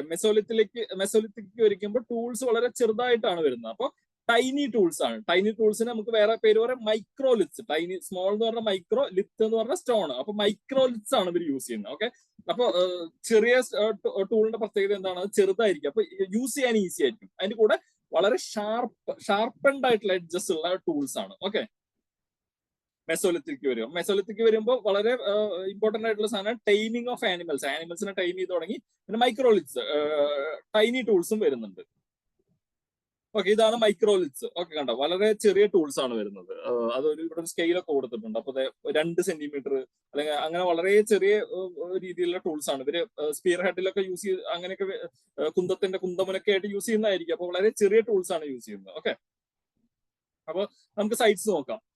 Major Mesolithic site Bagor, രാജസ്ഥാനിലെ ബാഗോർ, അത് ലാർജസ്റ്റ് മെസോലിത്തിക് സൈറ്റ് ആണ്, largest Mesolithic sites of India. Okay. ഇവിടെയും എവിഡൻസ് ഓഫ് മൈക്രോലിത്ത് ടൂൾസ്, മെസോലിത്തിക് സൈറ്റ്സിന്റെ ഏറ്റവും ഇമ്പോർട്ടന്റ് ആയിട്ടുള്ള കാര്യമാണ് മൈക്രോലിത്ത് എന്ന് ഞാൻ പറഞ്ഞു. മൈക്രോലിത്തും പിന്നെ ആനിമൽ ഡൊമസ്റ്റിക്കേഷൻ. അപ്പൊ അതിന്റെ എവിഡൻസ് നമുക്ക് ബാഗോർ, രാജസ്ഥാനിലെ ബാഗോറിൽ നിന്ന് കിട്ടിയിട്ടുണ്ട്. പിന്നെ ബിംബേഡ്കയിലും നമുക്ക് മൈക്രോലിത്സ് ലഭിച്ചിട്ടുണ്ട്. മൈക്രോലിത്ത് ടൂൾസ് ബിംബേഡ്കയിലും കിട്ടും. അപ്പൊ ബിംബേഡ്ക ഒരു പാലിയോലിത്തിക് സൈറ്റും ആണ്, മെസോലിത്തിക് സൈറ്റും ആണ്. അപ്പൊ റോക്ക് ഷെൽട്ടേഴ്സ്, അവിടെ റോക്ക് ഷെൽട്ടേഴ്സിൽ പെയിന്റിങ്സും ഡാൻസിങ്ങും അങ്ങനത്തെ കുറെ ആക്ടിവിറ്റീസ് ഒക്കെ നമുക്ക് കാണാൻ പറ്റും. ഡാൻസിങ്ങിന്റെ പെയിന്റിംഗ് ഉണ്ട്. ഓക്കെ. പിന്നെ വേറെ സൈറ്റ്സ് വരുന്നത് ലംഗ്നാജ് ഗുജറാത്തിലാണ്. പിന്നെ ആദംഗർ മധ്യപ്രദേശിലാണ്. പിന്നെ സറായ് നഹാർ റായ് അത് ഉത്തർപ്രദേശിലാണ്. സഹാർ നഹാർ റായ്. ഓക്കെ. ഇതൊക്കെയാണ് മേജർ മെസോലിത്തിക് സൈറ്റ്സ് ആയിട്ട് വരുന്നത്. അപ്പൊ മെസോലിത്തിക് സൈറ്റ്സിന്റെ ഇമ്പോർട്ടന്റ് ആയിട്ടുള്ള ഇവിടെ ശ്രദ്ധിക്കേണ്ട ഒരു കാര്യം ടൈമിംഗ് ഓഫ് ആനിമൽസും ടൈനി ടൂൾസും മൈക്രോലിത്സും ആണ് വരുന്നത്. അവിടെ നമുക്ക് ഡൊമസ്റ്റിക്കേഷൻ ഓഫ് ആനിമൽസ് വരുന്നില്ല പാലിയോലിത്തിക് ഏജിലും. പിന്നെ ഡൊമസ്റ്റിക്കേഷൻ ഓഫ് ആനിമൽസ്, അഗ്രികൾച്ചർ ഒന്നും വരുന്നില്ല. ഓക്കെ. ഇതൊക്കെയാണ് മെസോലിത്തിക് സൈറ്റ്സിന്റെ എന്താ പറയാ മാപ്പാണ് ഇത് വരുന്നത്. കണ്ടോ, ഓൾമോസ്റ്റ് ഇന്ത്യയിൽ എല്ലാ സ്ഥലത്തും ഉണ്ട്. ഇനി മൂന്നാമത്തെയാണ് നിയോലിത്തിക് ഏജ്. നിയോ എന്ന് പറഞ്ഞാൽ ന്യൂ എന്നാണ് അർത്ഥം, ലിത്തിക് എന്ന് പറഞ്ഞാൽ സ്റ്റോൺ എന്നാണ്. അപ്പൊ നിയോലിത്തിക് ഏജ് എന്ന് പറഞ്ഞാൽ ന്യൂ സ്റ്റോൺ ഏജ് ആണ്. ഓക്കെ. ഒരു 7000 BCE to 1000 BCE വരെയുള്ള ഒരു കാലഘട്ടമാണ് നിയോലിത്തിക് ഏജ് ആയിട്ട് കണക്കാക്കുന്നത്. അപ്പോ പാലിയോലിത്തിക് ഏജില് അഗ്രികൾച്ചർ ഉണ്ടായിരുന്നില്ല എന്ന് പറഞ്ഞു. പിന്നെ ടൈമിംഗ് ഓഫ് ആനിമൽസ് ഉണ്ടായിരുന്നില്ല എന്ന് പറഞ്ഞു. അപ്പോ ഇവിടെ ടൈമിംഗ് ഓഫ് ആനിമൽസ് നമുക്ക് മെസോലിത്തിക് ഏജിലാണ് വരുന്നത്. നിയോലിത്തിക് ഏജിലേക്ക് വരുമ്പോൾ ബിഗിനിങ് ഓഫ് അഗ്രികൾച്ചർ, മനുഷ്യൻ കൃഷി ചെയ്യാൻ പഠിച്ചു. അപ്പൊ കൃഷി ചെയ്യാൻ പഠിക്കുമ്പോൾ സ്വാഭാവികമായിട്ട് എന്ത് ചെയ്യും, ഒരു സ്ഥലത്ത് കൃഷി ചെയ്യുമ്പോൾ അവിടെ തന്നെ താമസിക്കേണ്ട ആവശ്യം വരുന്നുണ്ട്. ഓക്കെ. അപ്പൊ കൃഷി ചെയ്യുമ്പോൾ സ്വാഭാവികമായിട്ട് അവിടെ പെർമനന്റ് സെറ്റിൽമെന്റ് വരുന്നു. ഓക്കെ. അതും ഇങ്ങനെ കണക്ട് ചെയ്ത് പഠിക്കണം നമ്മൾ. അപ്പൊ ബിഗിനിങ് ഓഫ് അഗ്രികൾച്ചർ നിയോലിത്തിക് ഏജിലാണ് വരുന്നത്. Important discovery of this age. Okay. അപ്പൊ നമുക്ക് കൾട്ടിവേഷൻ ഓഫ് വീറ്റിന്റെ കൾട്ടിവേഷൻ, ബാർലി, റൈസ്, മില്ലറ്റ്, ഇതിന്റെ ഒക്കെ കൾട്ടിവേഷന്റെ എവിഡൻസ് നമുക്ക് അവിടെ നിന്ന് ലഭിച്ചിട്ടുണ്ട്. ഓക്കെ. അപ്പൊ പീപ്പിൾ ബിക്കം ഫുഡ് പ്രൊഡ്യൂസേഴ്സ് ആയി. എങ്ങനെ ഫുഡ് കൺസ്യൂമേഴ്സിൽ നിന്ന് ഫുഡ് പ്രൊഡ്യൂസേഴ്സ് ആയി നിയോലിത്തിക് ഏജിലേക്ക് വരുമ്പോൾ. അപ്പൊ ക്രോപ്പ് കൾട്ടിവേഷൻ നമുക്ക് അതിന്റെ ആദ്യത്തെ തെളിവുകൾ ലഭിക്കുന്നത് മെഹർഗർ പാകിസ്ഥാനിലാണ്. ഓക്കെ. അവിടെ നിന്നാണ് നമുക്ക് ലഭിക്കുന്നത്. ഓക്കെ. ഈ ഒരു സമയത്ത് തന്നെ നമ്മൾ കോട്ടൺ ഗ്രോ ചെയ്യാൻ തുടങ്ങി. അപ്പൊ കോട്ടൺ ഗ്രോ ചെയ്യാൻ തുടങ്ങി എന്ന് പറയുമ്പോൾ സ്വാഭാവികമായിട്ടും അതുമായി ബന്ധപ്പെട്ട് വീവിങ്, അപ്പൊ മനുഷ്യൻ വസ്ത്രം ഇടാൻ തുടങ്ങിയിട്ടുണ്ട്. അപ്പൊ വസ്ത്രം നെയ്ത്ത് വീവിങ്ങും സ്റ്റാർട്ട് ചെയ്തിട്ടുണ്ട്. പിന്നെ ആനിമൽ ഹസ്ബൻഡറി നമ്മൾ പറഞ്ഞു മെസോലിത്തിക് ഏജിൽ തുടങ്ങി എന്ന് പറഞ്ഞു. അപ്പൊ അവിടെ ഡോഗും ഷീപ്പും അങ്ങനെ കാറ്റിലും മാത്രമേ ഉണ്ടായിരുന്നുള്ളൂ. പക്ഷെ ഇവിടെ എത്തുമ്പോൾ ഡോഗ്സ് വന്നു, ഷീപ്സ് വന്നു, ഗോഡ്സ് വന്നു, ആട് വന്നു, കാറ്റില്, പിഗ്സ്, പന്നി, ഇവരൊക്കെ വന്നിട്ടുണ്ട്. അവിടെ നമ്മൾ ജസ്റ്റ് ഡോഗ്സും കാറ്റിലും മാത്രമേ പറഞ്ഞിട്ടുണ്ടായിരുന്നു. അപ്പൊ ആ ഒരു ചേഞ്ച്, അത് ഭയങ്കര ചേഞ്ച് ആണ് നിയോലിത്തിക് ഏജിലേക്ക് വരുമ്പോൾ. ഞാൻ പറഞ്ഞു അഗ്രികൾച്ചർ സ്റ്റാർട്ട് ചെയ്യുമ്പോൾ സ്വാഭാവികമായിട്ട് അവരുടെ ഒരു നൊമാഡിക് ലൈഫ് സ്റ്റൈല് എൻഡ് ആവും. നൊമാഡിക് ലൈഫ് സ്റ്റൈല് പിന്നെ അവർക്ക് തുടരാൻ പറ്റില്ല, കാരണം കൃഷി നോക്കി അവിടെ നിൽക്കേണ്ടി വരും. അപ്പോൾ അതിന്റെ ഭാഗമായിട്ട് പെർമനന്റ് സെറ്റിൽമെന്റ്, ഒരു സ്ഥലത്ത് പെർമനന്റ് ആയിട്ട് താമസിക്കാൻ തുടങ്ങി. ഓക്കെ. ടൂൾസിന് എന്താണ് മാറ്റം വരുന്നത്? ഞാൻ പറഞ്ഞു ഓരോ കാലഘട്ടം മാറുമ്പോഴും ടൂൾസ് കൂടുതൽ പോളിഷ്ഡും അല്ലെങ്കിൽ കൂടുതൽ എന്താ പറയാ മൂർച്ചയുള്ളതായിട്ട് മാറുന്നത്. അപ്പൊ പോളിഷ്ഡ് സ്റ്റോൺ ടൂൾസ് ആണ് ഇവിടെ വരുന്നത്. ഓക്കെ. അത് ഫാമിങ്ങിന് യൂസ് ചെയ്യുന്നുണ്ട്, ഹണ്ടിങ്ങിന് യൂസ് ചെയ്യുന്നുണ്ട്, പിന്നെ ഡൊമസ്റ്റിക് പർപ്പസിന് അവർ യൂസ് ചെയ്യുന്നുണ്ട്. അഗ്രികൾച്ചർ ഒക്കെ സ്റ്റാർട്ട് ചെയ്യുന്ന സ്ഥിതിക്ക് അവർക്ക് ഡൊമസ്റ്റിക് പർപ്പസിനും യൂസ് ചെയ്യേണ്ടി വന്നിരുന്നു. പിന്നെ ഈ സമയത്ത് മറ്റൊരു പ്രധാനപ്പെട്ട മാറ്റമാണ് പോട്ടേഴ്സ് വീൽ. എന്താണ്? പാത്രം ഉണ്ടാക്കാനുള്ള ഒരു എന്താ പറയാ ചക്രല്ലേ, അത് ഇൻവെന്റ് ചെയ്തു. ഒരു പോട്ടേഴ്സ് വീൽ ഇൻവെന്റ് ചെയ്യുന്നു. അപ്പൊ പോട്ടറി വളരെ കോമൺ ആയി. Pottery became common for storing ഫുഡിനും പിന്നെ വെള്ളമൊക്കെ വെക്കാനും വേണ്ടിയിട്ട്, വെള്ളമൊക്കെ സ്റ്റോർ ചെയ്ത് വെക്കാനും മറ്റേ പാത്രങ്ങൾ വേണ്ടി വന്നു. അപ്പൊ പാത്രം ഉണ്ടാക്കാൻ വേണ്ടി പോട്ടേഴ്സ് വീലും ഈ സമയത്ത് ഇൻവെന്റ് ആവുന്നുണ്ട്. അപ്പോ ഇതിലൊരു പ്രധാനപ്പെട്ട സൈറ്റാണ് ബുർസാഹോം എവിടെ? കാശ്മീരിലാണ്. ബുർസാഹോം എന്ന് പറഞ്ഞാൽ കോയേഴ്സ് ഗ്രേ പോട്ടറി, വളരെ ഒരു ഗ്രേ കളറിലുള്ള ഒരു പോട്ടറി നമുക്ക് അവിടെ നിന്ന് ലഭിച്ചിട്ടുണ്ട് ബുർസാഹോം. ഓക്കെ. അപ്പൊ ഞാൻ പറഞ്ഞു ഫസ്റ്റ് അഗ്രികൾച്ചറിന്റെ ഒരു എന്താ പറയാ നമുക്ക് എവിഡൻസ് കിട്ടുന്ന മെഹർഗർ എന്നാണെന്ന് പറഞ്ഞു. മെഹർഗർ വരുന്നത് പാകിസ്ഥാനിലാണ്. അപ്പൊ oldest non agriculture site in South Asia, ഏറ്റവും പഴയ സൗത്ത് ഏഷ്യയിലത്തെ ഏറ്റവും പഴയ അഗ്രികൾച്ചർ സൈറ്റ് ആണ് മെഹർഗർ. ഓക്കെ. ഇവിടെ നമുക്ക് വീറ്റിന്റെ, ബാർലിയുടെ, പിന്നെ കാറ്റിൽ ഡൊമസ്റ്റിക്കേഷന്റെ ഒക്കെ എവിഡൻസ് നമുക്ക് ലഭിച്ചിട്ടുണ്ട്. ഓക്കെ. മേജർ സൈറ്റ് ആണ് മെഹർഗർ. ഓക്കെ. കേട്ടോ, പോളിഷ്ഡ് ടൂൾസ്, പിന്നെ ഭയങ്കര റിഫൈൻഡ് ആയിട്ടുള്ള ഭയങ്കര അഡ്വാൻസ്ഡ് ആയിട്ടുള്ള ടൂൾസ് ആണ്. കണ്ടോ, ഇതൊക്കെ കല്ലൊക്കെ തന്നെയാണ് കേട്ടോ. അപ്പൊ ഈ ഒരു സാധനമൊക്കെ വെച്ചിട്ട് ഇവര് ഗ്രൈൻഡ് ചെയ്യാനൊക്കെ യൂസ് ചെയ്യുന്നു. അങ്ങനെ ഇവരുടെ ലൈഫ് സ്റ്റൈൽ ഒന്നും കൂടി മാറി. അപ്പൊ നമ്മള് സൈറ്റ്സ് ആണ് പറയുന്നത്. ആദ്യം മെഹർഗർ പറഞ്ഞു, അത് കഴിഞ്ഞിട്ട് ബുർസഹോം. ബുർസഹോം കാശ്മീരിലാണ്. ബുർസഹോമിന്റെ പ്രത്യേകത പിറ്റ് ഡ്വെല്ലിങ്സ്. പിറ്റ് ഡ്വെല്ലിങ്സ് എന്ന് പറഞ്ഞു കഴിഞ്ഞാൽ എന്താണ്? ഒരു കുഴി കുഴിച്ചിട്ട് അതിന്റെ ഉള്ളിലാണ് ഇവർ താമസിച്ചിരുന്നത്. കണ്ടോ, ഇതാണ് പിറ്റ് ഡ്വെല്ലിംഗ്. അപ്പൊ ഇവര് ഒരു വലിയൊരു കുഴി കുഴിച്ചിട്ട് അതിന്റെ താഴെയായിട്ടാണ് ഇവർ താമസിക്കുന്നത്. കാരണം ഇത് കാശ്മീരിലാണ്, ഭയങ്കര തണുപ്പുള്ള ഏരിയ ആണ്. അപ്പൊ ഇവർക്ക് ആ ഒരു തണുപ്പിനെ പ്രതിരോധിക്കാൻ വേണ്ടി ഇവർ കണ്ടുപിടിച്ച ഒരു മാർഗ്ഗമാണ് പിറ്റ് ഡ്വെല്ലിങ്സ്. അപ്പൊ ഒരു റൂഫ് ഉണ്ടായിരിക്കും, അതിന്റെ താഴേക്ക് ഇവർ ഒരു ഏണി വെച്ചിട്ടോ അല്ലെങ്കിൽ ചാടിയിട്ടോ അങ്ങനെ അവർ ഇറങ്ങും. പിന്നെ ഒരു ഫയർ പിറ്റ് ഉണ്ടായിരിക്കും, പിന്നെ ഒരു വെന്റിലേഷൻ ടണൽ ഉണ്ട്. അങ്ങനെ ഇതാണ് ഇവർ താമസിക്കാൻ യൂസ് ചെയ്തിരുന്നത്. ഇതാണ് അതിന്റെ ഒറിജിനൽ പിക്ചർ. ഓക്കെ, ബർസഹോമിലെ പിറ്റ് ഹൗസ്. പിറ്റ് എന്ന് പറഞ്ഞാൽ കുഴി എന്നാണല്ലോ അർത്ഥം. ഓക്കെ, ഇവിടെ തന്നെ ബോൺ ടൂൾസ് ഇവർ യൂസ് ചെയ്യുന്നുണ്ട്. എല്ലുകൊണ്ടുള്ള ടൂൾസും ഇവർ യൂസ് ചെയ്യുന്നുണ്ട്. ബോൺ ടൂൾസ് നമ്മൾ പറഞ്ഞിരുന്നത് എവിടെയാണ്? നമ്മൾ പാലിയോലിത്തിക് ഏജിൽ പറഞ്ഞിരുന്നത്. അപ്പൊ നിയോലിത്തിക്കിലേക്ക് വരുമ്പോഴും ഇവര് ബോൺ ടൂൾസ് യൂസ് ചെയ്യുന്നുണ്ട്. ഓക്കെ, പിന്നെ പോട്ടറി യൂസ് ചെയ്യുന്നുണ്ട്. പോട്ടറിയും ഡൊമസ്റ്റിക്കേഷൻ ഓഫ് ആനിമൽസും ഉണ്ടായിരുന്നു. പിന്നെ ഈ ഒരു ബർസഹോമിന്റെ പ്രത്യേകത, ഇവര് ഹണ്ടിങ്ങും ഫിഷിങ്ങും ആണ് ഇവർ മെയിൻ ആയിട്ട് യൂസ് ചെയ്യുന്നത്. അവര് അഗ്രികൾച്ചറിന്റെ ഒരു എവിഡൻസ് നമുക്ക് ലഭിച്ചിട്ടില്ല. അത് കാശ്മീർ വാലിയിലാണ് ഈ ഒരു സ്ഥലം വരുന്നത്, ബുർസഹോം എന്ന് പറഞ്ഞത്. പിന്നെ ഡൊമസ്റ്റിക്കേഷൻ ഓഫ് ഡോഗ്സിന്റെ ഡൊമസ്റ്റിക്കേഷൻ കിട്ടിയിട്ടുണ്ട്. നമുക്ക് വേറെ കാറ്റിലിന്റെ ഡൊമസ്റ്റിക്കേഷൻ ഒന്നും ഈ ഒരു ഏരിയയിൽ നിന്ന് കിട്ടിയിട്ടില്ല. നമുക്ക് ഇവര് മെയിൻ ആയിട്ട് ഇവര് ഹണ്ടിങ് ആൻഡ് ഫിഷിംഗ് കമ്മ്യൂണിറ്റിയാണ്. ഇവര് ബോൺ ടൂൾസ്, പിറ്റ് ഡ്വെല്ലിംഗ്, അതാണ് പ്രധാനമായിട്ട് ഇവര് യൂസ് ചെയ്തിരുന്നത്. ഓക്കെ, അപ്പൊ മെഹർഗർ പറഞ്ഞു, ബർസാഹോം പറഞ്ഞു. ഇനി അടുത്ത് ചിരാന്ത് എവിടെ? ബീഹാറിലാണ്. ഓക്കെ, ഇവിടെയും ഡൊമസ്റ്റിക്കേറ്റഡ് ആനിമൽസും പിന്നെ പോളിഷ്ഡ് സ്റ്റോൺ ടൂൾസും. അത് നിയോലിത്തിക് ഏജിന്റെ ഒരു ചേഞ്ച് ആണ്. പോളിഷ്ഡ് സ്റ്റോൺ ടൂൾസ് ഞാൻ നേരത്തെ പറഞ്ഞു. അപ്പൊ ഡൊമസ്റ്റിക്കേഷൻ ഓഫ് ആനിമൽസും പോളിഷ്ഡ് സ്റ്റോൺ ടൂൾസും നമുക്ക് ചിരാന്തിൽ നിന്ന് ലഭിച്ചിട്ടുണ്ട്. പിന്നെ എവിഡൻസ് ഓഫ് ബോൺ ടൂൾസ്, ഇവിടെയും ബോൺ ടൂൾസ് കിട്ടിയിട്ടുണ്ട്. പിന്നെ ഇന്ത്യയിലെ ഒരു റൈസ് കൾട്ടിവേഷന്റെ ഒരു ഏർലി എവിഡൻസ് ലഭിക്കുന്നത് ചിരാന്തിൽ നിന്നാണ്. ഓക്കെ, മറ്റേ നിയോലിത്തിക് സൈറ്റ്സ് ആണ് നമ്മൾ പറയുന്നത്. ആദ്യം പറഞ്ഞു മെഹർഗർ പറഞ്ഞു ബലൂചിസ്ഥാനിലുള്ള. പിന്നെ ബർസാഹോം പറഞ്ഞു, അത് കാശ്മീരിലുള്ള സ്ഥലമാണ്. പിറ്റ് ഡ്വെല്ലിംഗ് ആണ് അവിടുത്തെ പ്രത്യേകത. പിന്നെ ചിരാന്ത് ബീഹാറിലുള്ള ചിരാന്ത് നമ്മൾ പറഞ്ഞു. ഇനി അടുത്ത് ദൗജാലി ഹാഡിങ്, അത് ആസാമിലുള്ള ഒരു സ്ഥലമാണ്. പിന്നെ മസ്കി ആൻഡ് ബ്രഹ്മഗിരി, അത് ഹിൽസ് ആണ്, കർണാടകയിലാണ്. പിന്നെ പയ്യാമ്പള്ളി തമിഴ്നാട്ടിലാണ്. അത് ഇതൊക്കെ വേറെ സൈറ്റ്സ് ആണ്. ഇത്രയാണ് നിയോലിത്തിക് സൈറ്റ്സ് വരുന്നത്. ഓക്കെ, പിന്നെ ഒരു സൈറ്റും കൂടെയുണ്ട്, പിക്ലി ഹാൾ വരുന്നത് കർണാടകയിലാണ്. അപ്പൊ ഇവര് കാറ്റിൽ ഹെർഡേഴ്സ് ആണ്. അപ്പൊ നമ്മൾ പറഞ്ഞു ബർസാഹോമിൽ കാറ്റിൽസ് ഇല്ല എന്ന് പറഞ്ഞു. കാശ്മീരിലുള്ള ബർസാഹോമിൽ അവർ ഫിഷിംഗ് കമ്മ്യൂണിറ്റി ആണെന്ന് പറഞ്ഞു. ഇവിടെ വരുമ്പോൾ പക്ഷെ കാറ്റിൽ ഹെർഡേഴ്സ് ആണ്. അപ്പൊ ഇവര് ഡൊമസ്റ്റിക്കേഷൻ ഓഫ് കാറ്റിൽ, ഷീപ്പ്, ഗോട്ട്സ്, അങ്ങനെ ഒരുവിധ എല്ലാ കാറ്റിൽസും ഇവര് ഡൊമസ്റ്റിക്കേറ്റ് ചെയ്തിട്ടുണ്ട് കർണാടകയിൽ. ഓക്കെ, അതിനുശേഷം വരുന്ന ഒരു ഏജ് ആണ് ചാൽക്കോലിത്തിക് ഏജ്. ചാൽക്കോലിത്തിക് ഏജിന്റെ പ്രത്യേകത എന്താ? ഞാൻ പറഞ്ഞു നേരത്തെ, ലിത്തിക് എന്ന് പറഞ്ഞാൽ സ്റ്റോൺ എന്നാണ് അർത്ഥം എന്ന് പറഞ്ഞു. ചാൽക്കോ എന്ന് പറഞ്ഞു കഴിഞ്ഞാൽ കോപ്പർ എന്നാണ് അർത്ഥം.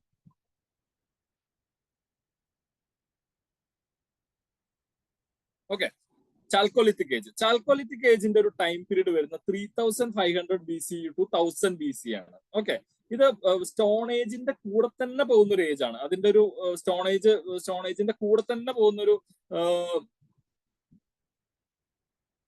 ഏജ് ആണ് chalcolithic age. Okay, 3500 BCE to 1000 BCE ആണ്. ഓക്കെ, ഇവിടുത്തെ പ്രധാന മാറ്റം എന്ന് പറഞ്ഞാൽ, ചാൽക്കോ എന്ന് പറഞ്ഞാൽ കോപ്പർ എന്നാണ് പറഞ്ഞത്. People use copper implements use ചെയ്യാൻ തുടങ്ങി. അതിന്റെ കൂടെ തന്നെ സ്റ്റോൺ ഇംപ്ലിമെന്റ്സും ഉണ്ട്. അപ്പൊ കോപ്പറും സ്റ്റോണും യൂസ് ചെയ്യാൻ തുടങ്ങി. ഓക്കെ, കോപ്പറും സ്റ്റോണും കൂടി യൂസ് ചെയ്യാൻ തുടങ്ങിയതുകൊണ്ടാണ് ചാൽക്കോലിത്തിക് ഏജ് എന്ന് പറയുന്നത്. കോപ്പർ ഇംപ്ലിമെന്റ്സും സ്റ്റോൺ ഇംപ്ലിമെന്റ്സും യൂസ് ചെയ്യാൻ തുടങ്ങി. ഓക്കെ, അപ്പൊ കോപ്പറിന്റെ എന്താ പറയാ ഡിസ്കവറി വലിയൊരു മാറ്റമായിരുന്നു. അപ്പൊ നിങ്ങൾ ബ്രോൺസ് ഏജ് എന്ന് കേട്ടിട്ടുണ്ടാവും. ബ്രോൺസ് എന്ന് പറഞ്ഞ ഒരു അലോയ് ആണ്. അപ്പൊ ബ്രോൺസ് എന്ന് പറഞ്ഞാൽ കോപ്പറും ടിന്നും കൂടിയിട്ടുള്ള മിക്സ് ആയിട്ട് വരുന്ന അലോയ് ആണ് ബ്രോൺസ്. ഓക്കെ, ഇവിടെ ശ്രദ്ധിക്കേണ്ട കാര്യം, ചാൽക്കോലിത്തിക് ഏജിൽ കോപ്പർ ആണ് യൂസ് ചെയ്യുന്നത്. നമ്മൾ വേൾഡ് ഹിസ്റ്ററി എടുക്കുകയാണെങ്കിൽ ഈ ചാൽക്കോലിത്തിക് ഏജ് എന്ന് പറയുമ്പോൾ വേൾഡ് ഹിസ്റ്ററിയിൽ പല സ്ഥലത്തും അവിടെ ബ്രോൺസ് ആണ് യൂസ് ചെയ്യുന്നത്. പക്ഷെ ഇന്ത്യയിൽ ചാൽക്കോലിത്തിക് ഏജ് എന്ന് പറഞ്ഞു കഴിഞ്ഞാൽ അവിടെ ബ്രോൺസ് വരുന്നില്ല, കോപ്പർ ആണ് യൂസ് ചെയ്യുന്നത്. ഓക്കെ, ബ്രോൺസ് ഹാരപ്പൻ സിവിലൈസേഷനിലാണ് ബ്രോൺസ് വരുന്നത്. ഇത് ഹാരപ്പ ഒഴികെയുള്ള ഒരു കാലഘട്ടത്തിലുള്ള ചാൽക്കോലിത്തിക് ഏജ് ആണ്. കാരണം ആ ഒരു സമയത്ത് ഇന്ത്യയിൽ ടിന്ന് അത്ര അവൈലബിൾ ആയിരുന്നില്ല, അത്ര അബണ്ടന്റ്ലി അവൈലബിൾ ആയിരുന്നു. പക്ഷെ കോപ്പർ അവൈലബിൾ ആയിരുന്നു. ഓക്കെ, അപ്പൊ അതാണ് കോപ്പറും സ്റ്റോണും കൂടി ഒരുമിച്ച് പോയിരുന്ന ഒരു ഏജ് ആണ് ചാൽക്കോലിത്തിക് ഏജ്. ഓക്കെ, അഹർ ആൻഡ് ഗിലുണ്ട് അതാണ് പ്രധാനപ്പെട്ട സൈറ്റുകൾ. രാജസ്ഥാനിലുള്ള അഹർ ആൻഡ് ഗിലുണ്ട്. ഇപ്പൊ നമ്മള് നിയോലിത്തിക് ഏജിൽ പറഞ്ഞു നമ്മളൊരു പോട്ടറി പാത്രങ്ങളൊക്കെ അവര് പോട്ടറി വീൽ ഇൻവെന്റ് ചെയ്ത കഥ പറഞ്ഞു. പോട്ടറി അവര് പാത്രങ്ങൾ അവര് വെള്ളവും പിന്നെ എന്താ പറയാ സെറിയൽസ് ഒക്കെ സ്റ്റോർ ചെയ്യാൻ യൂസ് ചെയ്തിരുന്നു. അവിടുന്ന് നമ്മൾ അവിടെ ഒരു ഗ്രേ പോട്ടറിയാണ് വന്നത്. അവിടുന്ന് നമ്മൾ ചാൽക്കൊലിത്തിക് ഏജിക്ക് വരുമ്പോൾ വരുന്ന മാറ്റം റെഡ് ആൻഡ് ബ്ലാക്ക് പോട്ടറി വരുന്നുണ്ട്. റെഡ് ആൻഡ് ബ്ലാക്ക് പോട്ടറി കണ്ടോ താഴെ റെഡ് കളർ ഇവിടെ black. Red and black pottery വരുന്നത് ചാൽക്കൊലിത്തിക് ഏജിലാണ്. ഓക്കെ. പിന്നെ ഈ ഒരു പെയിന്റഡ് പോട്ടറി യൂസ് ചെയ്യുന്നത് ചാൽക്കൊലിത്തിക് ഏജിലാണ്. അതായത് ഫസ്റ്റ് പെയിന്റഡ് പോട്ടറി ആ ഒരു ബ്ലാക്കോ അല്ലെങ്കിൽ ആ ഒരു റെഡ് കളർ പെയിന്റ് ചെയ്തിട്ടൊക്കെ വരുന്നുണ്ട്. ആ ഒരു പെയിന്റഡ് പോട്ടറി ആദ്യമായിട്ട് യൂസ് ചെയ്യുന്നത് ചാൽക്കൊലിത്തിക് ഏജിലാണ്. അപ്പൊ ഈ ഒരു സമയത്തും ഡൊമസ്റ്റിക്കേഷൻ ഓഫ് ആനിമൽസ് ഉണ്ട്, കൾട്ടിവേഷൻ ഉണ്ട്. നമുക്ക് ഈ ഒരു സമയത്ത് എവിഡൻസ് ഓഫ് ക്യാമലിന്റെ എവിഡൻസ് ലഭിക്കുന്നുണ്ട്. അപ്പൊ ഞാൻ ഈ രാജസ്ഥാൻ ഏരിയ മറ്റേ മരുഭൂമി ഏരിയ ഒക്കെ ആണല്ലോ, അപ്പൊ അവിടെ ഒട്ടകങ്ങളൊക്കെ ഉണ്ടാവും. അപ്പൊ ആ ഒരു ഒട്ടകത്തിന്റെ ക്യാമലിന്റെ എവിഡൻസ് നമുക്ക് ഈ ഒരു ഏരിയയിൽ നിന്ന് ലഭിക്കുന്നുണ്ട്. പിന്നെ ഈ ഒരു സമയമാകുമ്പോഴേക്കും ഒരു വീട് പണിയാൻ തുടങ്ങി. Houses made of mud BRICS, അതായത് ചുളക്കട്ട എന്ന് പറയില്ലേ, അത് മറ്റേ അത് പക്ഷെ ശ്രദ്ധിക്കേണ്ട കാര്യം അത് തീ വെച്ചിട്ട് ചുടുകട്ടയല്ല, മഡ് വെച്ചിട്ടുള്ള സാധാ ബ്രിക്സ് യൂസ് ചെയ്തിട്ടുള്ള വീടുകളാണ് ഉണ്ടായിരുന്നത്. ഈ ഒരു അവിടെ തന്നെ രാജസ്ഥാനിലുള്ള ഒരു ജോർബെ എന്ന് പറഞ്ഞിട്ട് ഒരു ഏരിയ ഉണ്ട്. അപ്പൊ ജോർബെ കൾച്ചർ എന്ന് അറിയപ്പെടുന്ന ഒരു രാജസ്ഥാൻ മധ്യപ്രദേശ് ആ ഒരു ഏരിയ ഡെക്കാൻ റീജിയനിലുള്ള ഒരു കൾച്ചറാണ്. അപ്പൊ അവിടെ റെഡ് ആൻഡ് ബ്ലാക്ക് പോട്ടറി ആണ് അവർ യൂസ് ചെയ്യുന്നത്. ഈ സമയത്ത് സബ്സിസ്റ്റൻസ് ഫാമിംഗ്. എന്താ സബ്സിസ്റ്റൻസ് ഫാമിംഗ് എന്ന് പറഞ്ഞു കഴിഞ്ഞാൽ ആർക്കെങ്കിലും അറിയോ? ഒന്ന് കമന്റ് ചെയ്ത് കാണട്ടെ. സബ്സിസ്റ്റൻസ് ഫാമിംഗ് ആരെങ്കിലും ഒന്ന് റെസ്പോണ്ട് ചെയ്യൂ. അറിയില്ലെങ്കിൽ അറിയില്ല എന്ന് പറഞ്ഞു.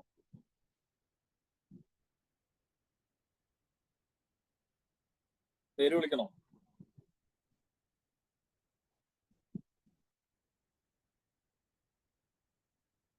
സബ്സിസ്റ്റൻസ് ഫാമിംഗ് എന്ന് പറഞ്ഞു കഴിഞ്ഞാൽ അത് ഇവര് അന്നന്ന് ആവശ്യമുള്ള അല്ലെങ്കിൽ ഒരു സീസണിലേക്ക് ആവശ്യമുള്ള സാധനങ്ങൾ മാത്രം. ഇപ്പൊ നമ്മൾ വീട്ടിൽ പച്ചക്കറി ഉണ്ടാക്കി നമ്മൾ വീട്ടിൽ തന്നെ പച്ചക്കറി കൃഷി ചെയ്ത് നമ്മൾ തന്നെ കഴിക്കുന്നു. അതാണ് സബ്സിസ്റ്റൻസ്. നമുക്ക് നിലനിൽപ്പിന് വേണ്ടി മാത്രമുള്ള ഫാമിംഗ്, അല്ലാതെ നമ്മളത് അത് വെച്ചിട്ട് ട്രേഡ് ചെയ്യാനോ അല്ലെങ്കിൽ അത് നാളേക്ക് എടുത്തു വെക്കാനൊന്നും യൂസ് ചെയ്യാത്ത അതിനാണ് സബ്സിസ്റ്റൻസ് ഫാമിംഗ് എന്ന് പറയുന്നത്. അപ്പോൾ ഈ ഒരു സമയത്ത് അങ്ങനെയായിരുന്നു ഉണ്ടായിരുന്നത്. പിന്നെ എവിഡൻസ് ഓഫ് സോഷ്യൽ ഹൈറാർക്കി വരുന്നുണ്ട്. അപ്പോൾ ഒരു വില്ലേജോ അങ്ങനത്തെ ഒരു കൺസെപ്റ്റ് ഒക്കെ ഈ ഒരു സമയത്ത് വരുന്നുണ്ട്. അപ്പൊ അവർക്ക് എന്താ പറയാ ഒരു വില്ലേജ് ഹെഡ്മാനോ അല്ലെങ്കിൽ അങ്ങനത്തെ ഒരു ഹെഡ് ഉണ്ടായിരിക്കും. അങ്ങനെ ഒരു ഹൈറാർക്കി, ആളുകൾ തമ്മിലുള്ള ഒരു ഹൈറാർക്കി ഒക്കെ ഈ ജോർവേ കൾച്ചർ, ഈ ചാൽക്കൊലിത്തിക് ഏജുമായി ബന്ധപ്പെട്ട് വരുന്നുണ്ട്. ഇതാണ് പോട്ടറി. ഓക്കെ.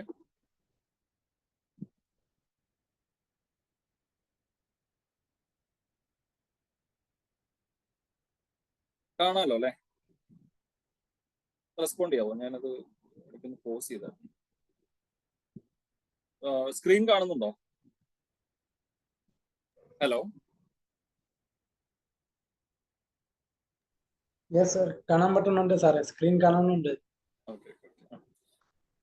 അപ്പോ ഈ ചാൽക്കൊലിത്തിക് കമ്മ്യൂണിറ്റീസിലാണ് നമ്മുടെ ഒരു ഇന്ത്യൻ ഹിസ്റ്ററിയിൽ തന്നെ, അതായത് ഇന്ത്യയുടെ ആദ്യത്തെ ഒരു വില്ലേജസ് വരുന്നത് ആദ്യമായിട്ട് വരുന്നത് ചാൽക്കൊലിത്തിക് ഹിസ്റ്ററിയുമായി ബന്ധപ്പെട്ടാണ്, ചാൽക്കൊലിത്തിക് ഏജിലാണ്. ഓക്കെ. അപ്പൊ ഈ ഒരു സമയത്ത് കൾട്ടിവേഷൻ ഉണ്ട്. പിന്നെ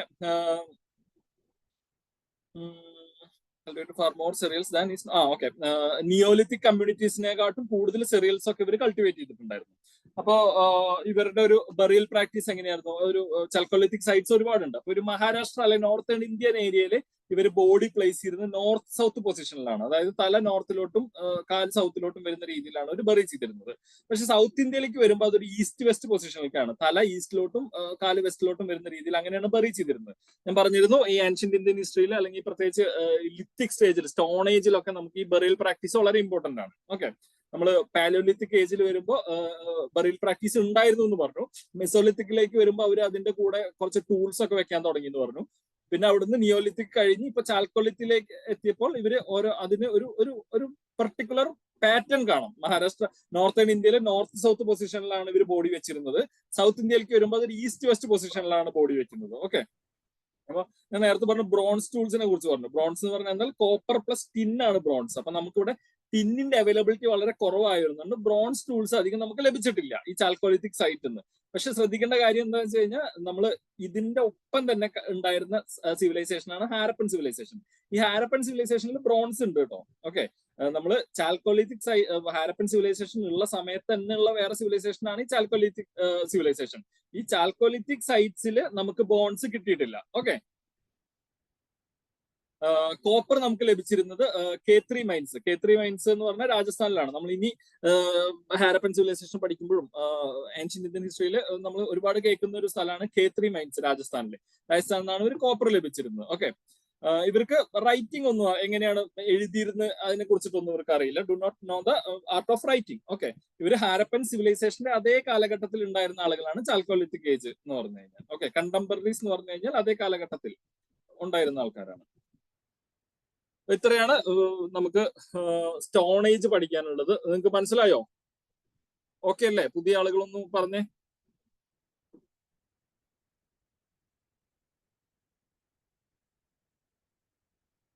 ഒന്ന് ചാറ്റ് ബോക്സിൽ ഇടുമെങ്കിലും ചെയ്യൂ.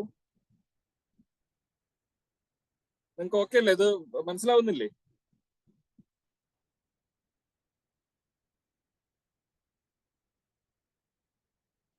ഓക്കെ ഓക്കെ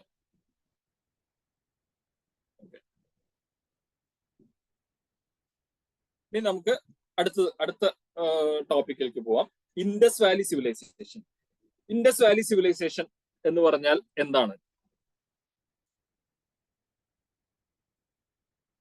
എന്താണ് ഇൻഡസ് വാലി സിവിലൈസേഷൻ? റിവർ ഇൻഡസിന്റെ തീരത്ത്, അതായത് സിന്ധു നദീതട സംസ്കാരം, സിന്ധു നദിയുടെ തീരത്ത് രൂപപ്പെട്ട സംസ്കാരത്തിനെയാണ് സിന്ധു നദീതട സംസ്കാരം അഥവാ ഇൻഡസ് വാലി സിവിലൈസേഷൻ എന്നറിയപ്പെടുന്നത്. ഓക്കെ, ഇൻഡസ് വാലി സിവിലൈസേഷന്റെ മറ്റൊരു പേരാണ് Harappan civilisation. Okay, Indus valley സിവിലൈസേഷന്റെ ഒരു ടൈം പീരീഡ് വരുന്നത് 2500 BC ടു 1750 BC ആണ്. അപ്പൊ ഞാൻ നേരത്തെ പറഞ്ഞ ചാൽക്കോലിത്തിക് ഏജിന്റെ അതേ കാലഘട്ടത്തിൽ തന്നെ ഉണ്ടായിരുന്ന ഒരു സിവിലൈസേഷൻ ആണ് ഇൻഡസ് വാലി സിവിലൈസേഷൻ. ഓക്കെ, ഈ സിവിലൈസേഷൻ പ്രധാനമായിട്ടും നിന്നിരുന്നത് ഇൻഡസ് നദിയുടെ, അതായത് സിന്ധു നദിയുടെ തീരത്ത് അതിന്റെ ട്രിബ്യൂട്ടറീസിന്റെയും അടുത്തായിട്ടുണ്ടായിരുന്നതാണ്. ഓക്കെ, നമ്മുടെ ഇന്ത്യയുടെ നോർത്ത് വെസ്റ്റേൺ പാർട്ടിലാണ് കണ്ടോ, ഇന്ത്യയുടെ നോർത്ത് വെസ്റ്റേൺ പാർട്ടിലാണ് ഈ ഒരു സിവിലൈസേഷൻ വരുന്നത്. പിന്നെ ഇന്നത്തെ പാകിസ്ഥാനിൽ.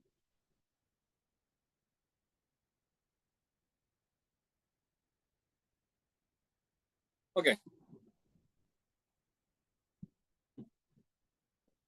ഇതിന്റെ മറ്റൊരു പേരാണ് ഹാരപ്പൻ സിവിലൈസേഷൻ എന്ന് പറഞ്ഞു. അതെന്തുകൊണ്ടാണ്? ഈ ഹാരപ്പ എന്ന് പറഞ്ഞ സൈറ്റ് ആണ് ആദ്യമായിട്ട് കണ്ടുപിടിച്ചത് ഇൻഡസ് വാലി സിവിലൈസേഷനുമായിട്ട് ബന്ധപ്പെട്ടിട്ട്.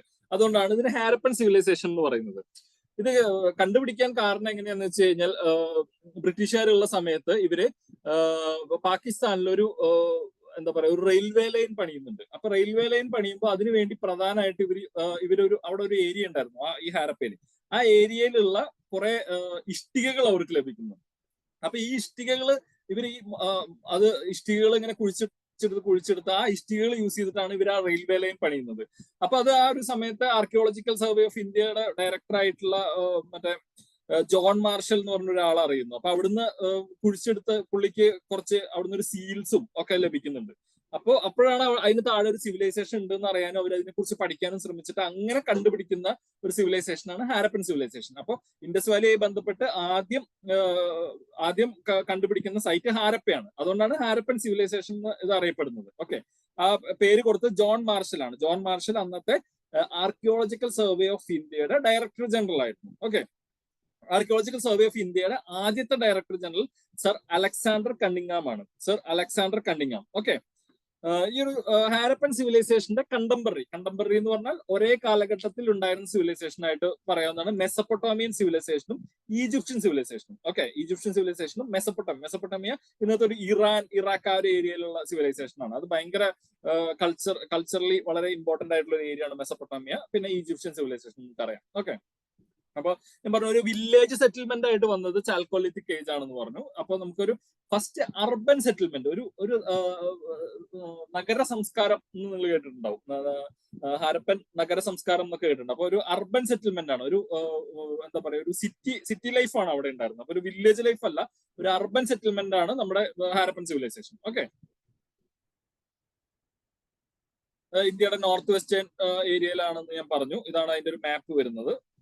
ഓക്കെ, ഇനി നമുക്ക് ആ ഇൻഡസ് വാലി സിവിലൈസേഷനായി ബന്ധപ്പെട്ട് കുറച്ച് സൈറ്റുകൾ പഠിച്ചു വെക്കണം. ഓക്കെ, കുറച്ച് സൈറ്റുകളിൽ ഇൻഡസ് വാലി സിവിലൈസേഷനിലെ ഏറ്റവും നോർത്ത് ആരെങ്കിലും എന്തെങ്കിലും പറയുന്നുണ്ടോ?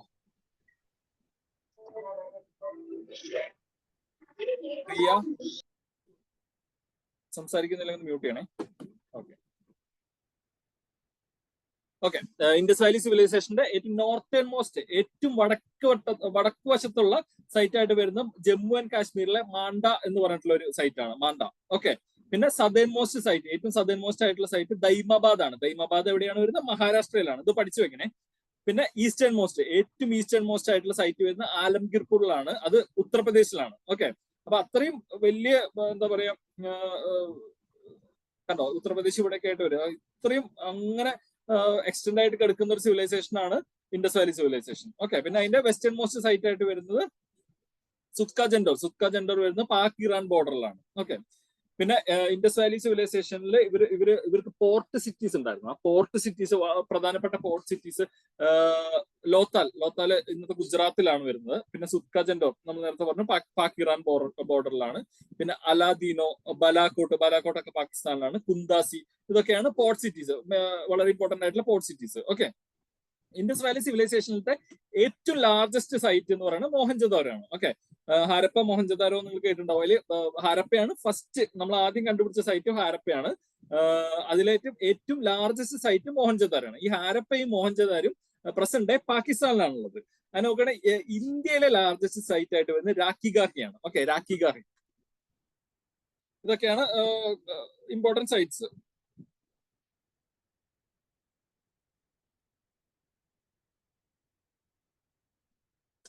നോർത്തേൺ മോസ്റ്റ് സൈറ്റ് പറഞ്ഞു നമ്മള്, ജമ്മു കാശ്മീരിലെ മാണ്ട. പിന്നെ southern most Daimabad Maharashtra. Eastern most site Alamgirpur, അത് ഉത്തർപ്രദേശിലാണെന്ന് പറഞ്ഞു. വെസ്റ്റേൺ മോസ്റ്റ് സൈറ്റ് നമ്മൾ സുത്ക ജെൻഡോർ എവിടെയാണ്? പാകിസ്ഥാൻ ഇറാൻ ബോർഡറിലാണ്. സുത്ക ജെൻഡോർ ഒരു പോർട്ട് സിറ്റിയും കൂടിയാണ്, പോർട്ട് സിറ്റി. പിന്നെ ബാക്കിയുള്ള port cities Lothal, Allahdino, Balakot, Kuntasi. Okay, പിന്നെ largest site of Indus valley civilisation Mohenjodaro ആണ്. അതിൽ തന്നെ ഇന്ത്യയിലത്തെ ലാർജസ്റ്റ് സൈറ്റ് രാഖിഗാഹിയാണ്. രാഖിഗാഹി വരുന്നത് ഹരിയാനയിലാണ്. ഓക്കെ,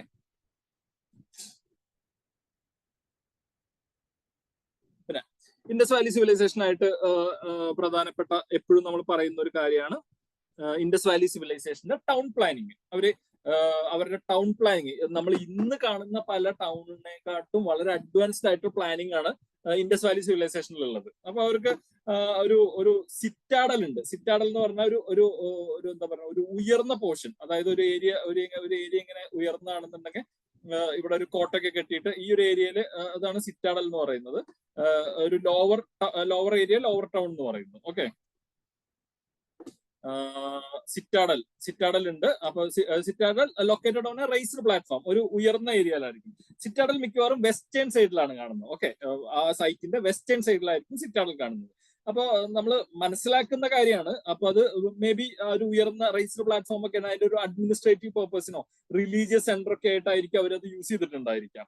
ഈ ഹാരപ്പയിലത്തെ ഒരു പ്രധാനപ്പെട്ട ഒരു സ്ട്രക്ചറാണ് ഹാരപ്പയിലത്തെ ഗ്രാനറി. ഗ്രാനറി എന്ന് പറഞ്ഞാൽ അവരുടെ സെറിയൽസും കാര്യങ്ങളൊക്കെ സൂക്ഷിക്കാൻ യൂസ് ചെയ്തിരുന്ന ഒരു അറ, ഗ്രാനറി.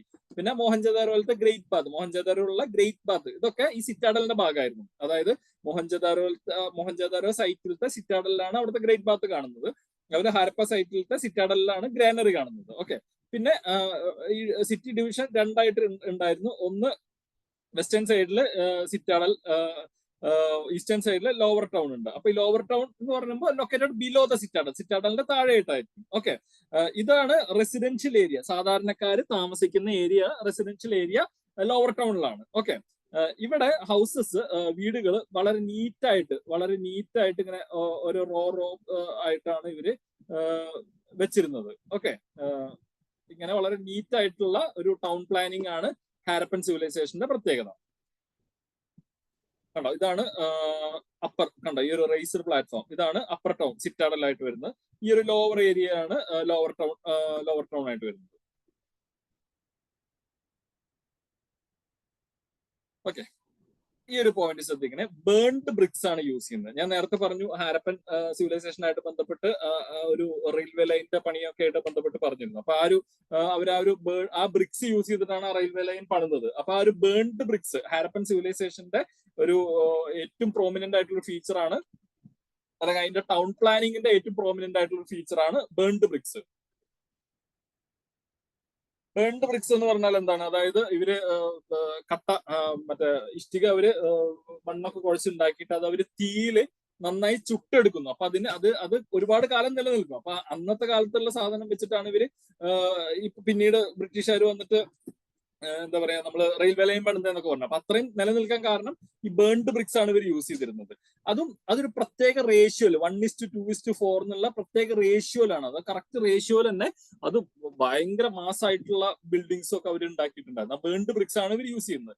ഇതേ സമയത്തുള്ള ഇവരുടെ കണ്ടംപററീസ് ആയിട്ടുള്ള മറ്റ് സിവിലൈസേഷൻ ആണ് ഞാൻ പറഞ്ഞു ഈജിപ്തും മെസോപ്പൊട്ടോമിയ എന്ന് പറഞ്ഞത്. അപ്പൊ ഈജിപ്തിൽ ആ സമയത്ത് ഡ്രൈഡ് ബ്രിക്സ് ആണ് യൂസ് ചെയ്യുന്നത്. ഡ്രൈഡ് ബ്രിക്സ് എന്ന് പറഞ്ഞാൽ മണ്ണൊക്കെ കുഴച്ച് അല്ലെങ്കിൽ കളിമണ്ണ് കുഴച്ചിട്ട് ബ്രിക്സ് ഉണ്ടാക്കിയിട്ട് അത് ഡ്രൈ ചെയ്യുന്നു, വെയിലത്ത് വെച്ച് ഉണക്കിയിട്ടുള്ള ബ്രിക്സ് ആണ്.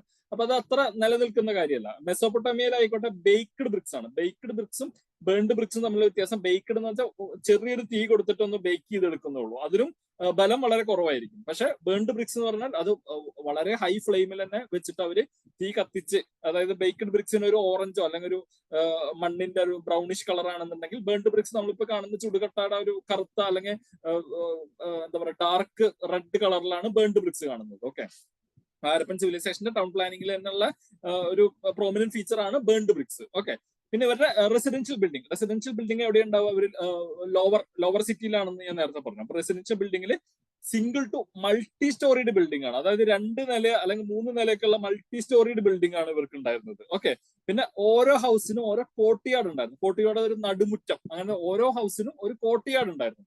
പിന്നെ ബാത്റൂം ഉണ്ടായിരുന്നു. പിന്നെ ചില വീടുകളിൽ മറ്റേ കിണറും ഉണ്ടായിരുന്നു. ഓക്കെ, പിന്നെ ഇവരുടെ ഒരു പ്രധാനപ്പെട്ട ഒരു എന്താ പറയാ ഫീച്ചർ എന്ന് പറഞ്ഞാൽ റെസിഡൻഷ്യൽ ബിൽഡിങ്ങിന് പ്രൈവസി ഓറിയന്റഡ് ആർക്കിടെക്ചർ. അതായത് ഇവര് ഇവിടെ ഇങ്ങനെ ഇത് റോഡാണെന്നുണ്ടെങ്കിൽ ഇതാണ് ബിൽഡിംഗ് എന്ന് പറഞ്ഞു കഴിഞ്ഞാൽ ഈ ഒരു ഏരിയയില് അത് റോഡിലോട്ടുള്ള ഏരിയയിൽ ജനൽ ഉണ്ടായിരുന്നില്ല. അപ്പൊ ഒരു പ്രൈവസിക്ക് വളരെ ഇമ്പോർട്ടൻസ് കൊടുത്തിട്ട് ഇവര് റോഡിലോട്ട് ജനലില്ലാത്ത രീതിയിൽ പ്രൈവസി ഓറിയന്റഡ് ആർക്കിടെക്ചർ ആണ്. വിൻഡോസും ഡോർസും ഒന്നും പുറത്തോട്ടല്ല, അകത്തുള്ള ഈ ഇന്നർ കോർട്ട്യാർഡിലേക്കാണ് തുറന്നിരുന്നത്. ഓക്കെ, അപ്പൊ പ്രൈവസി ഓറിയന്റഡ് ആർക്കിടെക്ചർ അത് ഹാരപ്പൻ സിവിലൈസേഷന്റെ ഒരു പ്രത്യേകതയായിരുന്നു.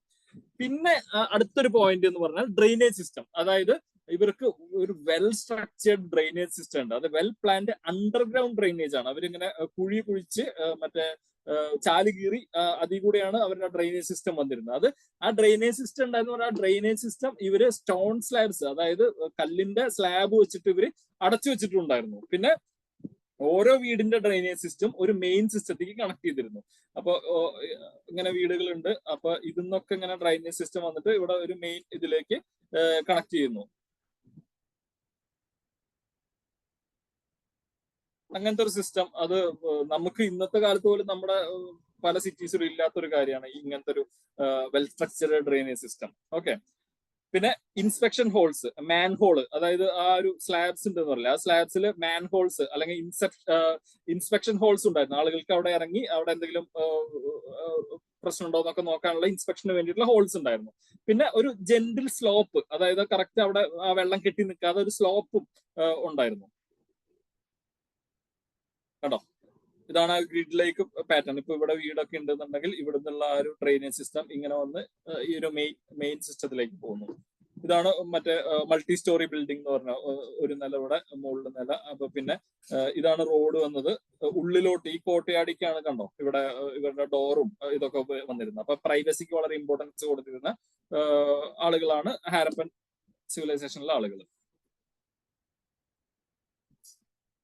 ഓക്കെ, ഞാൻ പറഞ്ഞു ഗ്രിഡ് പാറ്റേണിൽ, ഒരു ഗ്രിഡ് പാറ്റേണിലാണ് ഇവര് കണ്ടോ ഇങ്ങനെ ഗ്രിഡ് പാറ്റേൺ കണ്ടോ, 4 വീടുകൾ അങ്ങനെ ഗ്രിഡ് സിസ്റ്റം, ഒരു ഡ്രെയിനേജ് സിസ്റ്റം, അങ്ങനെ ഗ്രിഡ് പാറ്റേണിലാണ് ഇവരുടെ വീടുകൾ പണിതിരുന്നത് അല്ലെങ്കിൽ ഇവരുടെ സിറ്റി ഇവര് ഡിസൈൻ ചെയ്തിരുന്നത്. ഓക്കെ, ഓരോ സ്ട്രീറ്റ്സും റൈറ്റ് ആംഗിൾസിൽ കറക്റ്റ് ഇങ്ങനെ റൈറ്റ് ആംഗിൾസ്, ഇവിടെ കുറച്ച് വീടുകൾ, ഇവിടെ കുറച്ച് വീടുകൾ, അങ്ങനെ കറക്റ്റ് റൈറ്റ് ആംഗിളിലാണ് ഇവര് ഡിസൈൻ ചെയ്തേക്കുന്നത്. പിന്നെ ഈ ഓരോ സ്ട്രീറ്റും സിറ്റീസ് റെക്ടാംഗുലർ സ്ക്വയർ ബ്ലോക്സ് ആയിട്ട് ഇങ്ങനെ കറക്റ്റ് ബ്ലോക്സ് ആയിട്ടാണ് ഇവര് ഡിസൈൻ ചെയ്തേക്കുന്നത്.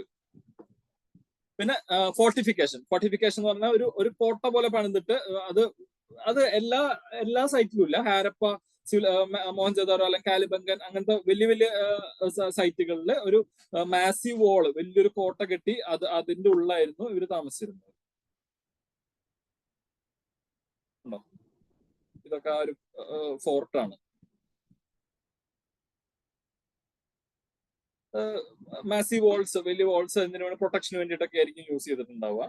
പിന്നെ ഗ്രാനറീസ്, ഞാൻ പറഞ്ഞു ഹാരപ്പയിൽ ഗ്രാനറീസ്, ഹാരപ്പയിലത്തെ ഗ്രാനറി വളരെ ഇമ്പോർട്ടന്റ് ആണ്. മോഹൻജദാരോയിലെ ഗ്രേറ്റ് ബാത്ത് പോലെ തന്നെ ഹാരപ്പയിൽ 6 ഗ്രാനറീസ് ഉണ്ടായിരുന്നു. അപ്പോൾ ഇവർക്ക് ഇവരുടെ സെറിയൽസും സാധനങ്ങളൊക്കെ അവർ സൂക്ഷിക്കാൻ വേണ്ടി യൂസ് ചെയ്തത് ഗ്രാനറീസ് ഹാരപ്പയിൽ മാത്രമല്ല കാലിബംഗാനിലും ഉണ്ടായിരുന്നു, മോഹൻജദാരോയിലും ഉണ്ടായിരുന്നു.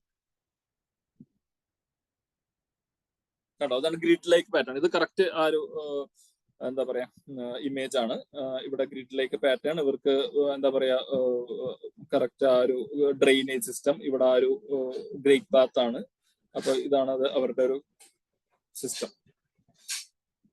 ഓക്കെ, ഗ്രേറ്റ് ബാത്ത് എവിടെയാണ്? മോഹൻജദാരോയിലാണ് ഗ്രേറ്റ് ബാത്ത്.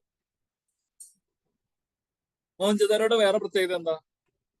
ഇൻഡസ് വാലി സിവിലൈസേഷനിലത്തെ ഏറ്റവും വലിയ സൈറ്റ് ആണ് മോഹൻജദാരോ. ഓക്കെ, ഗ്രേറ്റ് ബാത്ത് ഒരു റെക്ടാങ്കുലർ വാട്ടർ ടാങ്ക് ആണ്. റെക്ടാങ്കുലർ വാട്ടർ ടാങ്ക് നിങ്ങൾ ഈ 12x7x2.4 ഇതൊന്നും പഠിക്കണ്ട, ജസ്റ്റ് ഒന്ന് അറിഞ്ഞു വെച്ചാൽ മതി. റെക്ടാങ്കുലർ വാട്ടർ ടാങ്ക് ആണ്. അത് യൂസ് ചെയ്തിരുന്നത് ബേൺഡ് ബ്രിക്സ് വെച്ചിട്ടാണ്. നമ്മൾ പറഞ്ഞു ഹാരപ്പൻ സിവിലൈസേഷന്റെ ഏറ്റവും വലിയ പ്രത്യേകതയാണ് burned bricks. Okay, burned bricks വെച്ചിട്ടാണ് ഇവര് ആ ഒരു ഗ്രേറ്റ് ബാത്ത് പണിതിരുന്നത്. ഓക്കെ, ഇവരുടെ സറൗണ്ടിങ്സ്, ഈ ഒരു ഗ്രേറ്റ് ബാത്തിന്റെ സറൗണ്ടിങ്സ് സ്റ്റെപ്സ് ഉണ്ട്. സ്റ്റെപ്സ് നോർത്ത് സൗത്ത് സൈഡ്സിൽ സ്റ്റെപ്സ് ഉണ്ട് ഗ്രേറ്റ് ബാത്തിലേക്ക് ഇറങ്ങാൻ വേണ്ടി.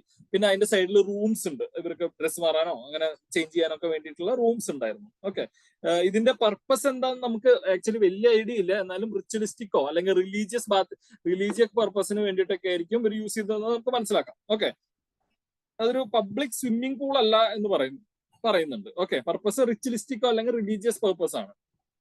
ഈ ഒരു ഗ്രേറ്റ് ബാത്തിനും ഒരു ഡ്രെയിനേജ് സിസ്റ്റം ഉണ്ട്, കറക്റ്റ് ആയിട്ടുള്ള അണ്ടർഗ്രൗണ്ട് ഡ്രെയിനേജ് സിസ്റ്റം ഉണ്ട്. ഓക്കെ, ഇതാണ് ഗ്രേറ്റ് ബാത്ത്. കണ്ടോ, നോർത്ത് ആൻഡ് സൗത്തില് ഇതിന്റെ എന്താ പറയാ സ്റ്റെപ്സ് ഉണ്ട്. പിന്നെ ഇവിടെ ചേഞ്ചിങ് റൂംസ് ഉണ്ട്. ഇതാണ് ഗ്രേറ്റ് ബാത്ത് മോഹൻജദാരോയില്. ഓക്കെ, ഇനി അടുത്തത് സൊസൈറ്റി. ഹാരപ്പൻ സൊസൈറ്റി എങ്ങനെയായിരുന്നു? ഞാൻ പറഞ്ഞത് അർബൻ ലൈഫ് സ്റ്റൈലോ, അർബൻ സൈറ്റ് ആണ് ഹാരപ്പ എന്ന് പറഞ്ഞിരുന്നു. അപ്പോൾ സ്വാഭാവികമായിട്ട് ഒരു അർബൻ ലൈഫ് സ്റ്റൈലാണ് ഇവര് ഫോളോ ചെയ്യുന്നത്. അർബൻ ലൈഫ് സ്റ്റൈലാണ്. സ്ട്രാറ്റിഫൈഡ് സൊസൈറ്റി ഓരോ strata, upper strata, lower strata, middle strata എന്ന് പറയുന്നത് സ്ട്രാറ്റിഫൈഡ്. ഇവിടെ ഒരു ഹെഡ് ഉണ്ട്, അതിന്റെ താഴെ കുറച്ച് ആളുകളുണ്ട്, മെയിൻ ആയിട്ടുള്ള ആളുകൾ, പിന്നെ അതിന്റെ മുകളിൽ ഒരുപാട് ആൾക്കാർ, താഴെ കോമൺ പീപ്പിൾ. ഓക്കെ, അങ്ങനെ സ്ട്രാറ്റിഫൈഡ് സൊസൈറ്റിയാണ് ഹാരപ്പൻ സൊസൈറ്റി. ഓക്കെ, പിന്നെ അർബൻ ലൈഫ് സ്റ്റൈലാണ്, ഒരു അർബൻ സെന്റർ ആണെന്ന് പറഞ്ഞിരുന്നു. ഇവരുടെ ക്ലോത്തിങ് ആൻഡ് ഓർണമെന്റ്സ്, ഇവിടെ ശ്രദ്ധിക്കേണ്ട കാര്യം എന്താ വെച്ച് കഴിഞ്ഞാൽ ആണുങ്ങളും പെണ്ണുങ്ങളും ഒരുപോലെ ജ്വല്ലറി ധരിച്ചിരുന്നു. ഗോൾഡിന്റെയും സിൽവറിന്റെയും പിന്നെ സെമി പ്രഷ്യസ് സ്റ്റോൺസ് ഒക്കെ ഇവർ യൂസ് ചെയ്തിരുന്നു. ആണുങ്ങളും പെണ്ണുങ്ങളും ജ്വല്ലറി ധരിച്ചിരുന്നു. പിന്നെ ക്ലോത്തിങ്, ഇവര് ആ ഒരു സമയത്ത് കോട്ടന്റെ കൃഷിയൊക്കെ നമ്മൾ മുമ്പ് തുടങ്ങി എന്ന് പറഞ്ഞിരുന്നു, നിയോലിത്തിക്കിലോ ഒക്കെ പറഞ്ഞിരുന്നു. അപ്പൊ അങ്ങനെ ഇവര് വസ്ത്രം ധരിച്ചിരുന്നു. പിന്നെ ഒരുപാട് എന്താ പറയാ സ്കൾപ്ചേഴ്സും ഒരുപാട് പ്രതിമകളും പിന്നെ ഓരോ സീലുകളൊക്കെ ലഭിച്ചിട്ടുണ്ട്. ആ സീലുകളിൽ നിന്നൊക്കെ മനസ്സിലാക്കാൻ പറ്റുന്നത് സ്ത്രീകൾ ബ്രെയ്ഡ് ചെയ്തിരുന്നു, മറ്റേ മുടി കെട്ടിയിരുന്നു, അത് വൃത്തിക്ക് കെട്ടിയിരുന്നു എന്നൊക്കെ നമുക്ക് മനസ്സിലാക്കാൻ പറ്റും. അപ്പൊ അവരുടെ സൊസൈറ്റി അവരൊരു എന്താ പറയാ വളരെ കൾച്ചേർഡ് ആയിട്ടുള്ള ഒരു സൊസൈറ്റിയാണ്. പിന്നെ ഇവരുടെ ഡയറ്റ് വരുന്നവര് മിൽക്ക് കൺസ്യൂം ചെയ്തിരുന്നു, ഡയറി പ്രൊഡക്ട്സ് ഒക്കെ കൺസ്യൂം ചെയ്തിരുന്നു. പിന്നെ ഇവര് മീറ്റും ഫിഷൊക്കെ കൺസ്യൂം ചെയ്തിരുന്നതിന് നമുക്ക് തെളിവുകൾ ലഭിച്ചിട്ടുണ്ട്. പിന്നെ റീക്രിയേഷൻ, ഇവരുടെ ഒരു എന്താ പറയാ ഇവര് ടോയ്സും ഒരുപാട് ടോയ്സും പിന്നെ ബോർഡ് ഗെയിംസും ഒക്കെ നമുക്ക് നമ്മുടെ ഒരു ചെസ്സിന്റെ ഒക്കെ അല്ലെങ്കിൽ ഡൈസ്, മറ്റേ നമ്മള് എന്താ പറയാ പാമ്പും കൂടി കളിക്കില്ല, അതുപോലത്തെ ഡൈസ് ഒക്കെ വെച്ചിട്ടുള്ള കളിയില്ലേ, ആ ഡൈസ് ഒക്കെ നമുക്ക് അവിടെ നിന്ന് ലഭിച്ചിട്ടുണ്ട്. പിന്നെ ഒരുപാട് ടോയ്സ്, ടെറാക്കോട്ട ഫിഗറിൻസ് ആയിട്ടുള്ള കാർട്ട് കണ്ടോ, ഇങ്ങനെ മറ്റേ ബുള്ളറ്റ് കാർട്ട് കണ്ടോ, ഇവിടെ കണ്ടോ, ഇവിടെ ഇത് ചക്രം, അങ്ങനെ ഇത് ബുള്ള്, അങ്ങനെ ബുള്ളറ്റ് കാർട്സ്. പിന്നെ കുട്ടികളുടെ വിസിലൊക്കെ ലഭിച്ചിട്ടുണ്ട്, കുട്ടികൾ കളിക്കാനുള്ളത്. പിന്നെ എല്ലാ ഫിഗേഴ്സിലും മ്യൂസിക്കിനും ഡാൻസിനൊക്കെ അവര് വളരെ ഇമ്പോർട്ടൻസ് കൊടുത്തിരുന്നു നമുക്ക് കാണാൻ പറ്റും. പിന്നെ അവരുടെ ഒരു ഒക്യുപ്പേഷൻ, അവരുടെ ജോലി എന്തായിരുന്നു, അവരുടെ എക്കണോമി എങ്ങനെയാണ്, അവരുടെ ഒരു എക്കണോമി നിലനിന്നിരുന്നത് നമുക്ക് നോക്കാം. ഇവര് ഇത്രയും വലിയ ഗ്രാനറി ഒക്കെ ഉള്ള സ്ഥിതിക്ക് സ്വാഭാവികമായിട്ട് അവിടെ അഗ്രികൾച്ചർ വളരെ പ്രോമിനന്റ് ആയിരിക്കുമല്ലോ. അപ്പൊ ഇവരുടെ അഗ്രികൾച്ചർ തന്നെയായിരുന്നു ഇവരുടെ പ്രൈമറി ഓക്യുപ്പേഷൻ. എല്ലാവരും നന്നായി കൃഷി ചെയ്ത് ജീവിച്ചിരുന്ന ആളുകളാണ്. അപ്പൊ ഇവരുടെ നേരത്തെ നമ്മൾ ഇവരുടെ ടോയ്സ് ഒക്കെ കണ്ടു ബുള്ളക്കാട്ടും അങ്ങനത്തെ കാര്യങ്ങളും ഇങ്ങനത്തെ സാധനങ്ങളും ചക്രങ്ങളും ഒക്കെ കണ്ടു. അപ്പൊ ഇവര് ആ ഒരു അഗ്രികൾച്ചറിന് വളരെ ഇമ്പോർട്ടൻസ് കൊടുത്തിരുന്ന ഒരു കൾച്ചറാണ് ഹാരപ്പൻ സിവിലൈസേഷൻ എന്ന് നമുക്ക് പറയാം. ഓക്കെ, അഗ്രികൾച്ചർ ആയിരുന്നു അവരുടെ പ്രൈമറി ഓക്യുപ്പേഷൻ. ഓക്കെ, പിന്നെ traders engaged in domestic and foreign trade. Domestic ട്രേഡും ഉണ്ടായിരുന്നു, ഫോറിൻ ട്രേഡും ഉണ്ടായിരുന്നു. അപ്പൊ നമ്മൾ ഈ ഹാരപ്പൻ സിവിലൈസേഷൻ നമ്മളിപ്പോ ഇവിടെ പാകിസ്ഥാൻ, ഇവിടെ മറ്റേ ഇപ്പൊ എന്താ പറയാ നമ്മളിവിടെ എന്താ പറയാ UP വരെയൊക്കെ ഉണ്ട് എന്ന് പറഞ്ഞിരുന്നു ഈ ഒരു ഏരിയ, അത്രയും വലുത്. അപ്പൊ വിത്തിൻ ഹാരപ്പൻ സൈറ്റ്സിന്റെ ഇടയിൽ തമ്മിലുള്ള ഇവര് കൊടുക്കൽ വാങ്ങലുകൾ ഉണ്ടായിരുന്നു. അപ്പൊ അവരുടെ ഒരു ട്രേഡ് ഉണ്ടായിരുന്നു. അതുകൂടാതെ ഫോറിൻ ട്രേഡ്സ് ഉണ്ടായിരുന്നു. ഇവരുടെ ഈ ഒരു സമയത്ത് ഉണ്ടായിരുന്ന വേറെ സിവിലൈസേഷൻ ആയിട്ടുള്ള മെസോപ്പൊട്ടാമിയൻ, ഈജിപ്ഷ്യൻ അങ്ങനത്തെ സിവിലൈസേഷൻ ആയിട്ടുള്ള ട്രേഡ് ഉണ്ടായിരുന്നു. അതെങ്ങനെ നമുക്ക് മനസ്സിലാക്കാൻ പറ്റുന്ന, കാരണം മെസോപ്പൊട്ടാമിയയിൽ നിന്നുള്ള സീൽസും കോയിൻസും ഒക്കെ നമുക്ക് ഈ ഹാരപ്പൻ സിറ്റിയിൽ നിന്ന് നമുക്ക് ലഭിച്ചിട്ടുണ്ട്. ഓക്കെ, പിന്നെ കൊമോഡിറ്റീസ് എന്തൊക്കെ സാധനങ്ങൾ, ബീഡ്സ് ഉണ്ടായിരുന്നു, ഷെൽസ് ഉണ്ടായിരുന്നു, സെമി പ്രഷ്യസ് സ്റ്റോൺസ്, ഈ കാര്യങ്ങൾ ഇങ്ങനെ സ്റ്റോൺസും ഷെൽസും ഒക്കെ ഇവര് അവിടുന്ന് ഇറക്കുമതി ചെയ്തിരുന്നു. ഓക്കെ, പിന്നെ വളരെ സ്കിൽഡ് ക്രാഫ്റ്റ്മാൻഷിപ്പ്, വളരെ സ്കിൽഡ് ആയിട്ടുള്ള ആളുകൾ, ആർട്ടിസാൻസും. അപ്പൊ അവര് സീൽസ് ഉണ്ടാക്കാനും പോട്ടറി പാത്രങ്ങൾ ഉണ്ടാക്കാനും ജ്വല്ലറി ടൂൾസ് ഒക്കെ ഉണ്ടാക്കാൻ ഒരുപാട് കലാകാരന്മാർ അവിടെ ഉണ്ടായിരുന്നു. പിന്നെ ബീഡ് മേക്കിംഗ് ഇൻഡസ്ട്രി, ബീഡ്സ് അതായത് മുത്തുകളൊക്കെ ഉണ്ടാക്കുന്ന ഇൻഡസ്ട്രീസ് ഉണ്ടായിരുന്നു. അത് ലോത്താൽ നമ്മൾ നേരത്തെ പറഞ്ഞു ഗുജറാത്തിലുള്ള പോർട്ട് സിറ്റിയാണ്, ഹാരപ്പൻ സിറ്റിയാണ്. അവിടെ ബീഡ് മേക്കിങ്ങിന്റെ ഒരു ഫാക്ടറി നമുക്ക് കണ്ടെടുത്തിട്ടുണ്ട്. പിന്നെ പോട്ടറി, ടെക്സ്റ്റൈൽ പ്രൊഡക്ഷൻ, നമ്മൾ വസ്ത്രങ്ങൾ കോട്ടൺ പ്രൊഡക്ഷൻ ഒക്കെ ഉണ്ടെന്ന് പറഞ്ഞപ്പോൾ ടെക്സ്റ്റൈൽ പ്രൊഡക്ഷൻ ഒക്കെ ഈ ഒരു സമയത്ത് നമുക്ക് കാണാം.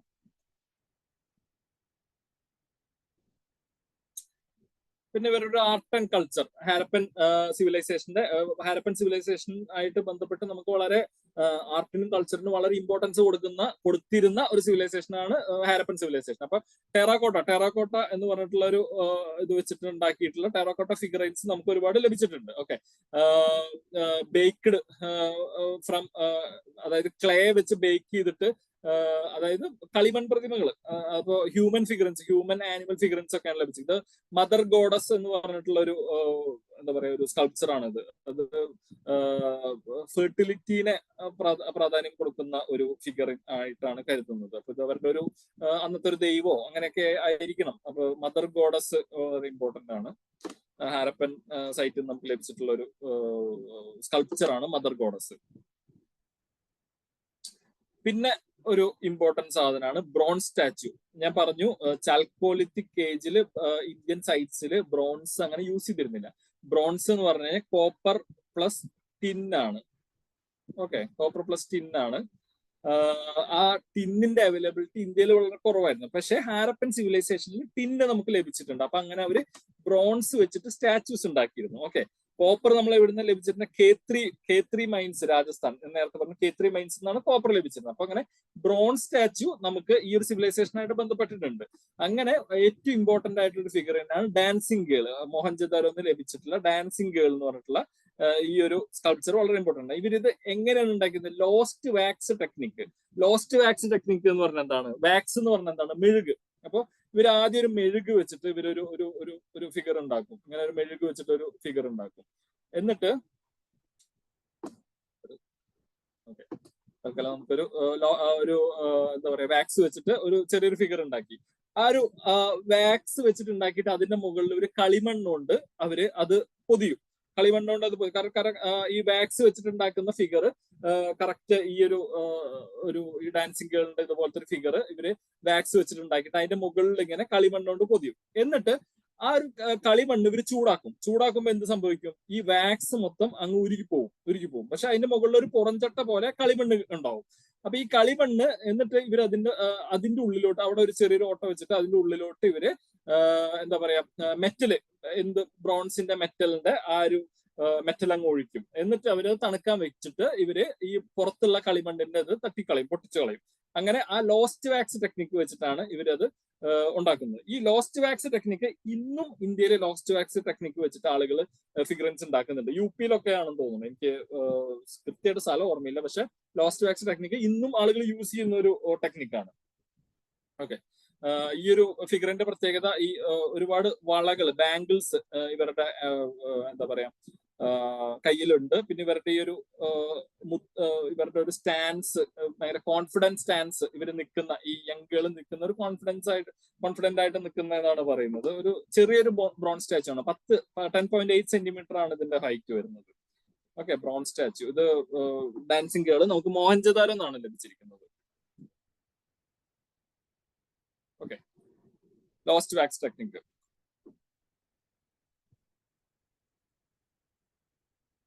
പിന്നെ നമുക്ക് ലഭിച്ചിരിക്കുന്ന വേറൊരു ഫിഗറാണ് പ്രീസ്റ്റ് കിങ്. പ്രീസ്റ്റ് കിങ് എന്ന് പറഞ്ഞിട്ടുള്ള ഇതൊരു ഈ ഒരു എന്താ പറയാ, ഈ ഒരു സ്കൾപ്ചറിന്റെ ഈ കൈയൊക്കെ പൊട്ടിപ്പോയിട്ടുണ്ട്. ഇത്രയേ നമുക്ക് ലഭിച്ചിട്ടുള്ളൂ. ഓക്കെ, നമുക്ക് മോഹൻജദാരോ എന്നാണ് ലഭിച്ചിരിക്കുന്നത്. ഒരു ബിയേഡഡ് കിങ് എന്നൊക്കെ ഇതിന് വേറെ പേര് പറയും. ഈ മൂക്കൊക്കെ പൊട്ടിപ്പോയിട്ടുണ്ടായിരുന്നു. അപ്പൊ ഈ ഒരു ഷോള് കണ്ടോ? ഈ ഷോളിനെ പറയുന്നതാണ് ഈ ഇങ്ങനെ പൂക്കളൊക്കെ ഉള്ള ഈ ഒരു ഇതിനെ പറയുന്നത് ട്രഫോയിൽ പാറ്റേൺ. കണ്ടോ, ട്രഫോയിൽ പാറ്റേൺ റോബ് എന്ന് പറഞ്ഞാൽ ഒരു എന്താ പറയുക, ഷീറ്റ് പോലത്തെ ആ ഒരു തുണി ഇട്ടിട്ടുള്ള ബിയേഡഡ് മാൻ വിത്ത് ട്രഫോയിൽ പാറ്റേൺ റോബ്. ഇത് പ്രീസ്റ്റ് കിങ് എന്നാണ് ഈ ഒരു സ്റ്റാച്ചുവിന്റെ പേര് കൊടുത്തേക്കുന്നത്. മോഹൻജദാരോ എന്നാണ് നമുക്ക് ലഭിച്ചിരിക്കുന്നത്.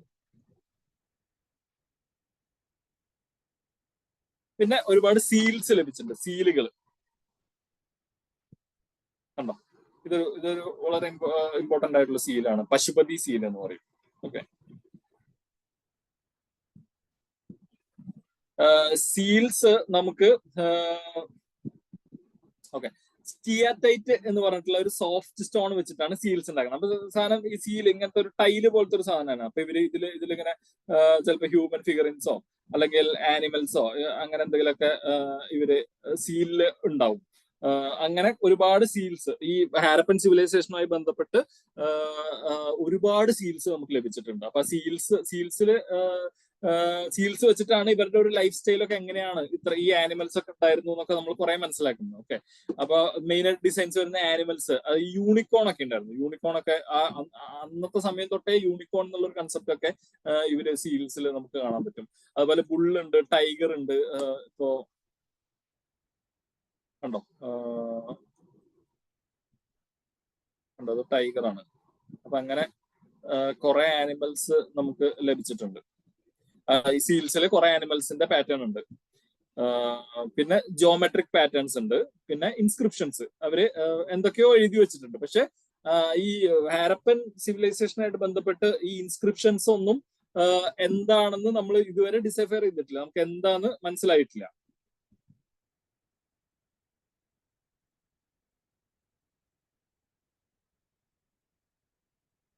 ഇപ്പൊ അടുത്ത് ഹാരപ്പൻ സിവിലൈസേഷൻ അല്ലെങ്കിൽ ഹാരപ്പൻ ഈ ഇൻസ്ക്രിപ്ഷനായിട്ട് ബന്ധപ്പെട്ട് ഒരു ന്യൂസ് വന്നിരുന്നു.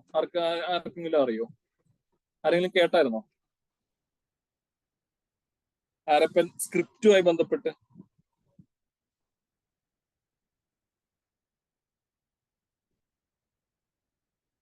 ഓർമ്മയുണ്ടോ? ആരെങ്കിലും കേട്ടിട്ടുണ്ടോ? ഒന്ന് പറഞ്ഞേ. ഇപ്പൊ അടുത്ത് വന്നൊരു ന്യൂസാണ്.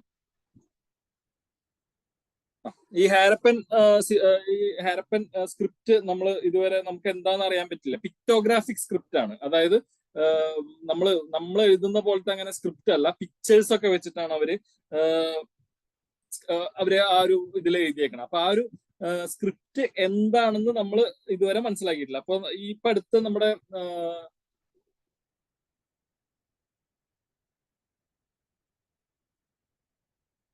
ഓക്കെ, ഇപ്പൊ അടുത്ത് നമ്മുടെ തമിഴ്നാട് മുഖ്യമന്ത്രി സ്റ്റാലിൻ ഒരു ഓഫർ കൊടുത്തിരുന്നു. ഈ ഹാരപ്പൻ സ്ക്രിപ്റ്റ് എന്താന്ന് പറഞ്ഞു കഴിഞ്ഞാൽ എത്ര 50 ലക്ഷം രൂപയോ അങ്ങോട്ട് അത് നമ്മൾ എന്താന്ന് ഡിസൈഫർ ചെയ്ത് കൊടുത്തു കഴിഞ്ഞാൽ നമ്മൾ 50 ലക്ഷമോ എത്രയോ ലക്ഷം തരാമെന്നൊക്കെ പറഞ്ഞിട്ട് അങ്ങനെ ന്യൂസ് വന്നിരുന്നു.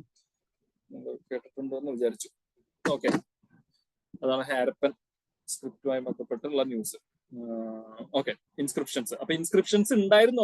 അവര് എന്താ അവര് എഴുതിയേക്കണെന്നുള്ളത് നമുക്ക് ഇന്നും മനസ്സിലായിട്ടില്ല. ഓക്കെ, പിക്ടോഗ്രാഫിക് സ്ക്രിപ്റ്റ് ആണ്. നമ്മൾ വരുന്നുണ്ട് അതിലോട്ട്.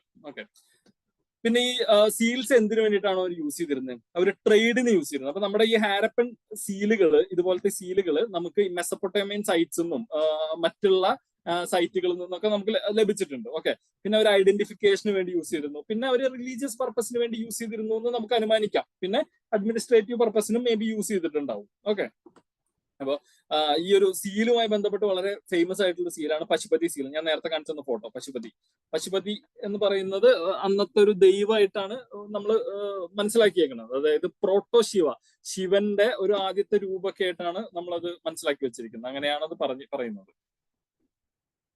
ഓക്കെ, ഇതാണ് പശുപതി സീല്. കണ്ടോ, പശുപതി ഒരു യോഗി പോസ്ചറിലാണ് ഇരിക്കുന്നത്. കണ്ടോ, ഈ കൈയൊക്കെ കണ്ടോ, അങ്ങനെ യോഗി പോസ്ചറിലാണ് ഇരിക്കുന്നത്. കാല് ചമ്രം പടിഞ്ഞ് ഇങ്ങനെ കാല് ഇരിക്കുന്നു. പിന്നെ ഒരു എന്താ പറയാ, ഒരു കൊമ്പൊക്കെ ഉള്ള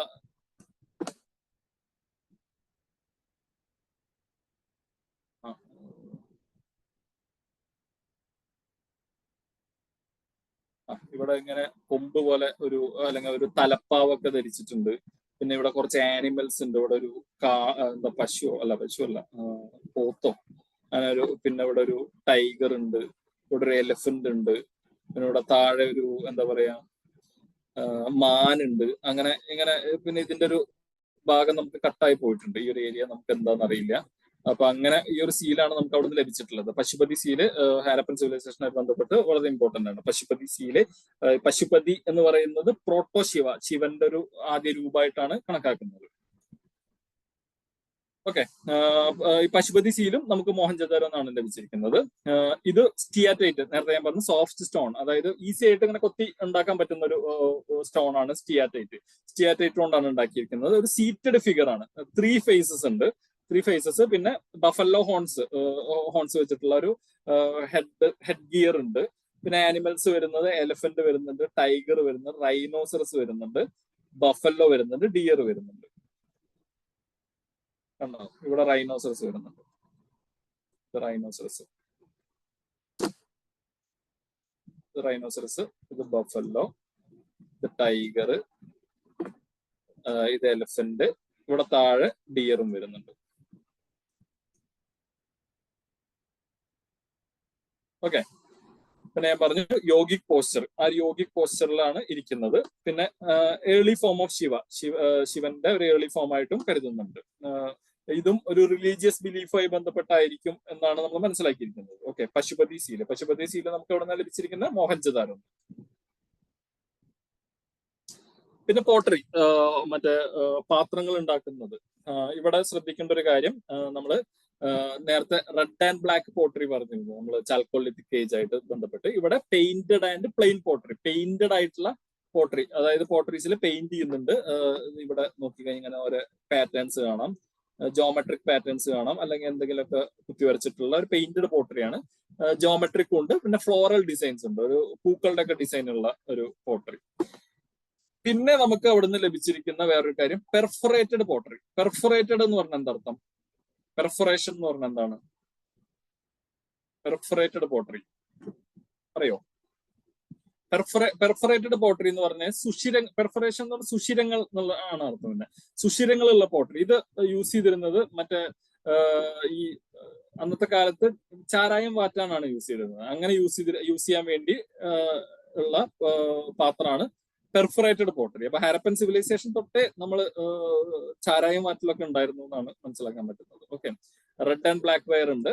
പിന്നെ വീൽ മെയ്ഡ് പോട്ടറി, ഞാൻ പറഞ്ഞ വീല് വെച്ച് തിരിച്ചുണ്ടാക്കുന്ന പോട്ടറി, വീൽ മെയ്ഡ് പോട്ടറി. അപ്പൊ പോട്ടറി എന്തിനാണ് യൂസ് ചെയ്യുന്നത്? സ്റ്റോറേജിന് യൂസ് ചെയ്യുന്നു, കുക്കിങ്ങിന് യൂസ് ചെയ്യുന്നു, പിന്നെ സെറിമോണിയൽ പർപ്പസ്, എന്തെങ്കിലും റിച്വലിസ്റ്റിക് ആയിട്ടുള്ള റിലീജിയസ് ആയിട്ടുള്ള പർപ്പസിനൊക്കെയാണ് പോട്ടറി യൂസ് ചെയ്യുന്നത്. ഓക്കെ, പിന്നെ ഇവരുടെ ജ്വല്ലറി ആൻഡ് ഓർണമെന്റ്സ്. ഇവരുടെ ജ്വല്ലറി എങ്ങനെയാണ് വരുന്നത്? ഗോൾഡ് ഉണ്ട്, ആ സമയത്ത് സിൽവർ ഉണ്ട്, സ്വാഭാവികമായിട്ട് കോപ്പർ ഉണ്ട്, കോപ്പർ ഏജ് ആണെന്ന് നമ്മൾ പറഞ്ഞത്. കോപ്പർ ഉണ്ട്, ബീഡ്സ് ഉണ്ട്, മുത്തുകളുണ്ട്, പിന്നെ സെമി പ്രഷ്യസ് സ്റ്റോൺസ് ഇവര് ഇറക്കുമതി ചെയ്തിരുന്ന സെമി പ്രഷ്യസ് സ്റ്റോൺസ് യൂസ് ചെയ്തിരുന്നു. പിന്നെ ഞാൻ നേരത്തെ പറഞ്ഞു jewellery both men and women, ആണുങ്ങളും പെണ്ണുങ്ങളും ജ്വല്ലറി അണിഞ്ഞിരുന്നു. നെക്ലേസസ് ആയിട്ടും ബാംഗിൾസ് ആയിട്ടും പിന്നെ ഇയറിംഗ്സ് ആയിട്ടും ആംഗിൾസ് ഒക്കെ ആയിട്ട് യൂസ് ചെയ്തിരുന്നു. പിന്നെ ഞാൻ പറഞ്ഞു നേരത്തെ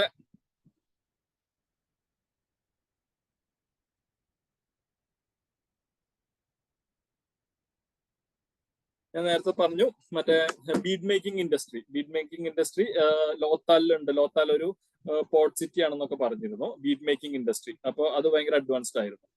ഓക്കെ, ഇത്രയൊക്കെയാണ് ജ്വല്ലറി ആൻഡ് ഓർണമെന്റ്സിൽ വരുന്നത്.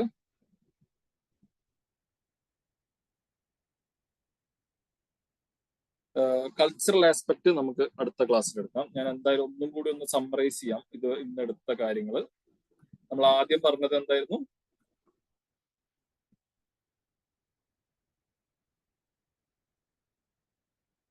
എന്തെങ്കിലും ഡൗട്ട് ഉണ്ടോ ഇതുവരെ എടുത്തേല്?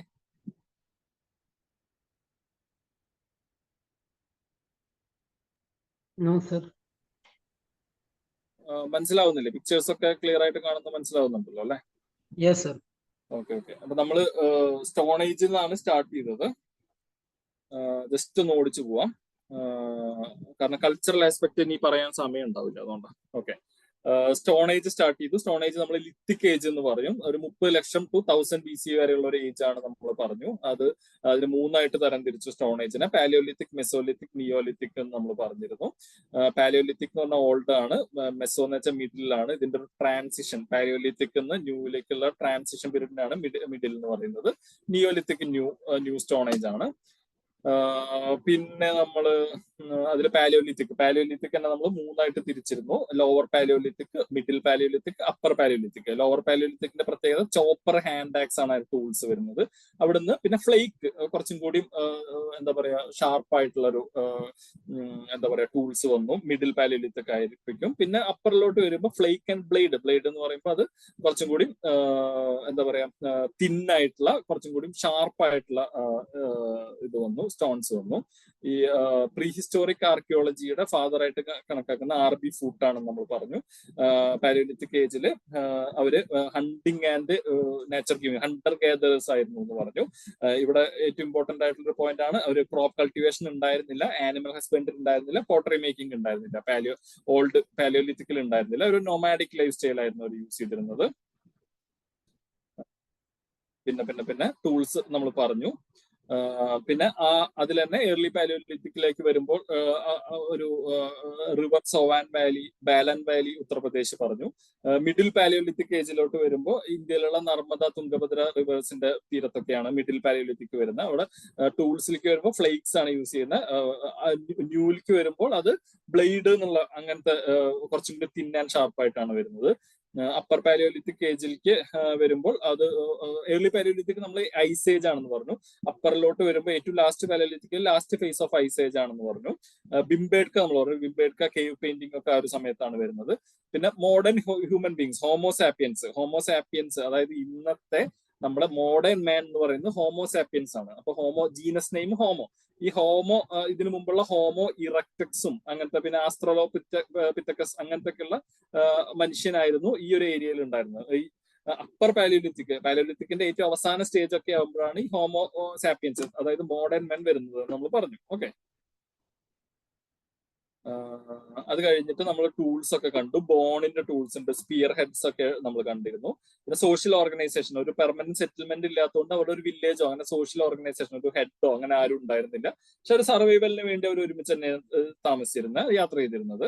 പിന്നെ പാലിയോലിത്തിക് സൈറ്റ്സ് നമുക്ക് എല്ലായിടത്തും കാണാം, പക്ഷെ അലൂവിയൽ പ്ലെയിൻസിൽ കാണാൻ പറ്റില്ല എന്ന് പറഞ്ഞു. Indus and Ganga. ഓക്കെ. അവിടുത്തെ ആർട്ട് ആൻഡ് കൾച്ചർ നമ്മൾ ബിംബേഡ്ക കേവ് പെയിന്റിങ്സ് പറഞ്ഞു. ബിംബേഡ്ക മധ്യപ്രദേശിലാണെന്ന് പറഞ്ഞു. അവിടെ ഹണ്ടിങ് സീൻസും ഹ്യൂമൻ ഫിഗേഴ്സും ഒക്കെ ഉണ്ടെന്ന് പറഞ്ഞു. ബറിയൽ പ്രാക്ടീസ് ഉണ്ടായിരുന്നു, പക്ഷെ അങ്ങനെ ഭയങ്കര കസ്റ്റംസ് ഒന്നും അങ്ങനെ വലിയ കാര്യമായിട്ട് ഉണ്ടായിരുന്നില്ല. പക്ഷെ ബറിയൽ പ്രാക്ടീസ് ഉണ്ടായിരുന്നു നമ്മൾ കണ്ടു. ഇതാണ് ബിംബേഡ്ക കേവ് പെയിന്റിങ്സ്. പിന്നെ മേജർ സൈറ്റ്സ് നമ്മൾ ബിംബേഡ്ക, ഹുങ്സിയുടെ പ്രത്യേകത എന്താണ്? ഹുങ്സിയിൽ അവിടെ വർക്ക്ഷോപ്പ് സൈറ്റ് ആണ്. സ്റ്റോൺ ടൂൾസ് ഉണ്ടാക്കുന്ന സൈറ്റ് ആണ്. ബിംബേഡ്ക യുനെസ്കോ വേൾഡ് ഹെറിറ്റേജ് സൈറ്റ് ആണ് നമ്മൾ പറഞ്ഞിരുന്നു. പിന്നെ ആന്ധ്രാപ്രദേശിലെ കുർണൂൽ കേവ്സ് അതും വളരെ ഇമ്പോർട്ടന്റ് ആണ് നമ്മൾ പറഞ്ഞിരുന്നു. കോട്ട്സൈറ്റും ലൈം സ്റ്റോൺ ഒക്കെ യൂസ് ചെയ്തിട്ടാണ് കുർണൂൽ കേവ്സിൽ നമുക്ക് അവിടെ നിന്ന് ലഭിച്ചിട്ടുള്ള ടൂൾസ്. പിന്നെ അതിരാമ്പക്കം തമിഴ്നാട്ടിലാണ്. തമിഴ്നാട്ടിലും നമുക്ക് കോട്ട്സൈറ്റ് വെച്ചിട്ടുള്ള ടൂൾസ് ലഭിച്ചിട്ടുണ്ട്. രാജസ്ഥാനിലെ ദിദ്വാന ഒരുപാട് എവിഡൻസ് നമുക്ക് ലഭിച്ചിട്ടുണ്ട്. പിന്നെ Son valley, Belan valley, Uttar Pradesh, Narmada valley, ഇതൊക്കെയാണ് വേറെ സൈറ്റുകൾ നമ്മൾ പറഞ്ഞു.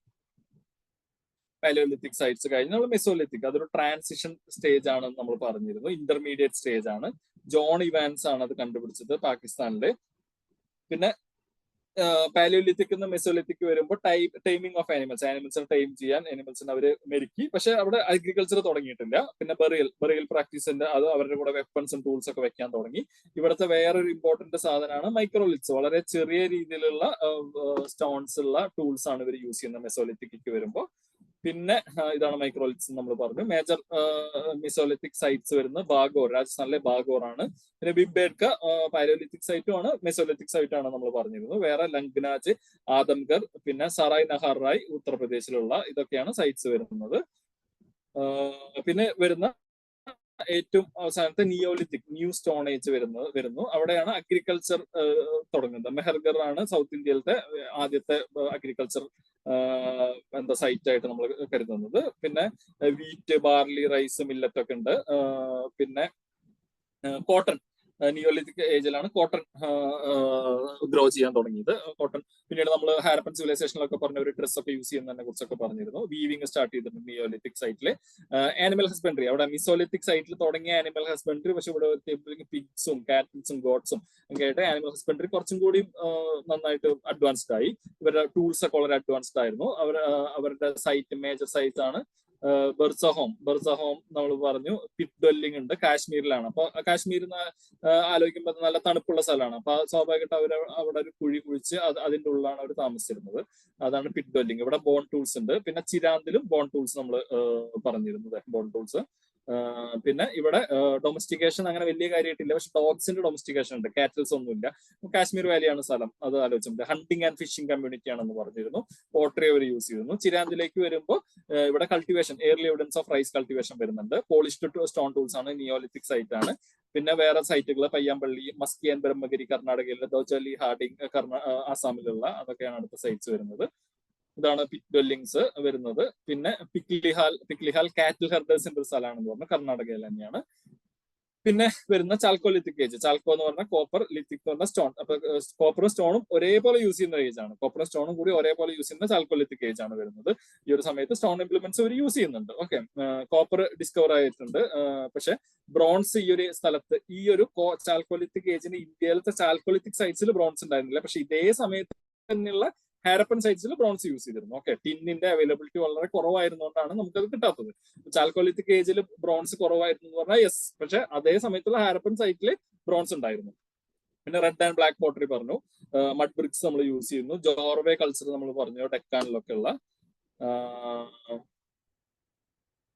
റെഡ് ആൻഡ് ബ്ലാക്ക് പോട്ടറി നമ്മൾ പറഞ്ഞു. ബറിയൽ പ്രാക്ടീസ് ഉണ്ടായിരുന്നു. നോർത്ത്, സൗത്ത്, ഈസ്റ്റ്, വെസ്റ്റ് എന്നൊക്കെ പറഞ്ഞു. ബ്രോൺസ് ടൂൾസ് ഉണ്ടായിരുന്നില്ല. K3 മൈൻസ് നമ്മൾ പറഞ്ഞു. പിന്നെ ഇൻഡസ് വാലി സിവിലൈസേഷൻ പറഞ്ഞു. അതിന്റെ കാലഘട്ടം 2500 BC ടു 1750 BC ആണ്. ജോൺ മാർഷൽ ആണ് ആ പേര് കൊടുത്തത്. ഹാരപ്പൻ ആണ് ആദ്യമായിട്ട് കണ്ടുപിടിച്ചത് ഇൻഡസ് വാലി സിവിലൈസേഷനിൽ. അതുകൊണ്ടാണ് ഹാരപ്പൻ എന്നുള്ള പേര് വന്നത്. അദ്ദേഹം ആർക്കിയോളജിക്കൽ സർവേ ഓഫ് ഇന്ത്യയുടെ ഡയറക്ടർ ജനറൽ ആയിരുന്നു. അലക്സാണ്ടർ കണ്ണിങ്ങാം ആയിരുന്നു ആദ്യത്തെ director general. Mesopotamian and Egyptian സിവിലൈസേഷന്റെ അതേ സമയത്ത് തന്നെയാണുള്ളത്. ഇന്ത്യയുടെ നോർത്ത് വെസ്റ്റേൺ പാർട്ടിലാണ് ഉള്ളത്. അതിൽ നമ്മൾ സൈറ്റ് പറഞ്ഞു. ഏറ്റവും നോർത്തേൺ മോസ്റ്റ് മാണ്ട എവിടെയായിരുന്നു? കാശ്മീരിലെ. ഏറ്റവും സദേൺ മോസ്റ്റ് ദൈമാബാദ് മഹാരാഷ്ട്രയിലാണ്. പിന്നെ ഈസ്റ്റേൺ മോസ്റ്റ് ആയിട്ടുള്ള UP-യിലുള്ള ആലംഗീർപൂരിലാണ്. പിന്നെ വെസ്റ്റേൺ മോസ്റ്റ് ആയിട്ട് വരുന്നത് സുത്ക ജൻഡോർ ഇവിടെയൊക്കെയാണ്, പാക് ഇറാൻ ബോർഡറിലാണ് വരുന്നത്. പോർട്ട് സിറ്റീസ് പറഞ്ഞു, ലോത്താൽ, സുത്ക ജൻഡോർ, അങ്ങനെ കുറച്ച് പോർട്ട് സിറ്റീസ് ഉണ്ട്. ഏറ്റവും ലാർജസ്റ്റ് സൈറ്റ് നമ്മൾ ഏതാ പറഞ്ഞത്? മോഹൻജദാരോയാണ് പറഞ്ഞത്. പിന്നെ ലാർജസ്റ്റ് ഇന്ത്യൻ സൈറ്റ് രാഖി ഗർഹിയാണ്, അത് ഹരിയാനയിലാണ് വരുന്നത്. ഇവരുടെ ടൗൺ പ്ലാനിങ് കണ്ടോ? സിറ്റാഡൽ, ഒരു അപ്പർ സിറ്റി ഉണ്ട്, ഒരു ലോവർ സിറ്റി ഉണ്ട്. ഈ അപ്പർ സിറ്റി ഒരു അഡ്മിനിസ്ട്രേറ്റീവ് പർപ്പസിനോ റിലീജിയസ് പർപ്പസിനൊക്കെയാണ് യൂസ് ചെയ്തിട്ടുണ്ടാവുക. ലോവർ സിറ്റി സാധാരണ ജനങ്ങൾ താമസിച്ചിരുന്ന സ്ഥലമാണെന്ന് പറഞ്ഞത്. ബേൺഡ് ബ്രിക്സ് ആണ് ഇവർ യൂസ് ചെയ്തിരുന്നത് നമ്മൾ പറഞ്ഞു. അതൊരു ഒരു കറക്റ്റ് റേഷ്യോയിലാണ് ആ ബേൺഡ് ബ്രിക്സ് ഉണ്ടായിരുന്നത്.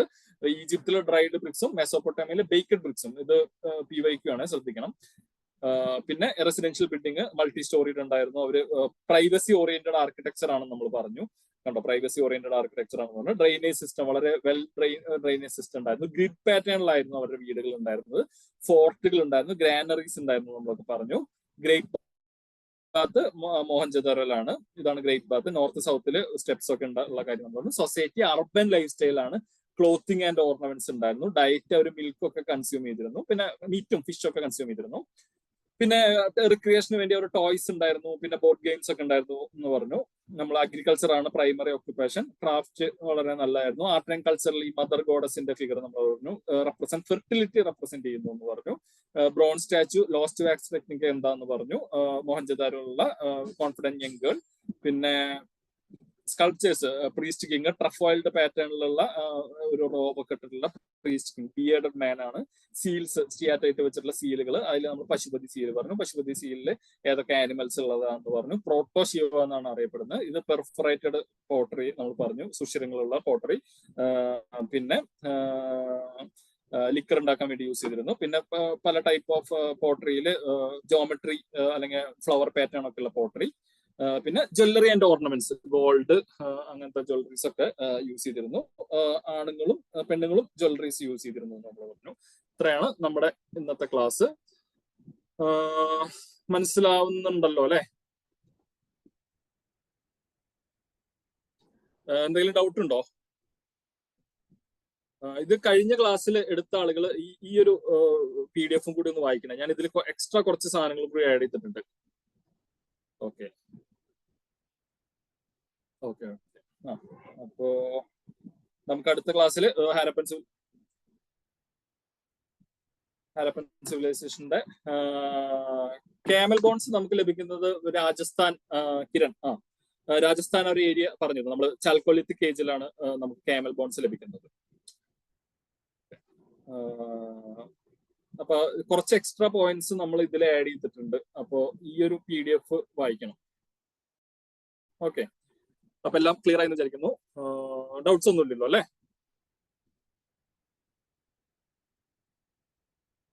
എന്നാ ഓക്കെ, താങ്ക് യു. ലെഫ്റ്റ് ചെയ്തോളൂ.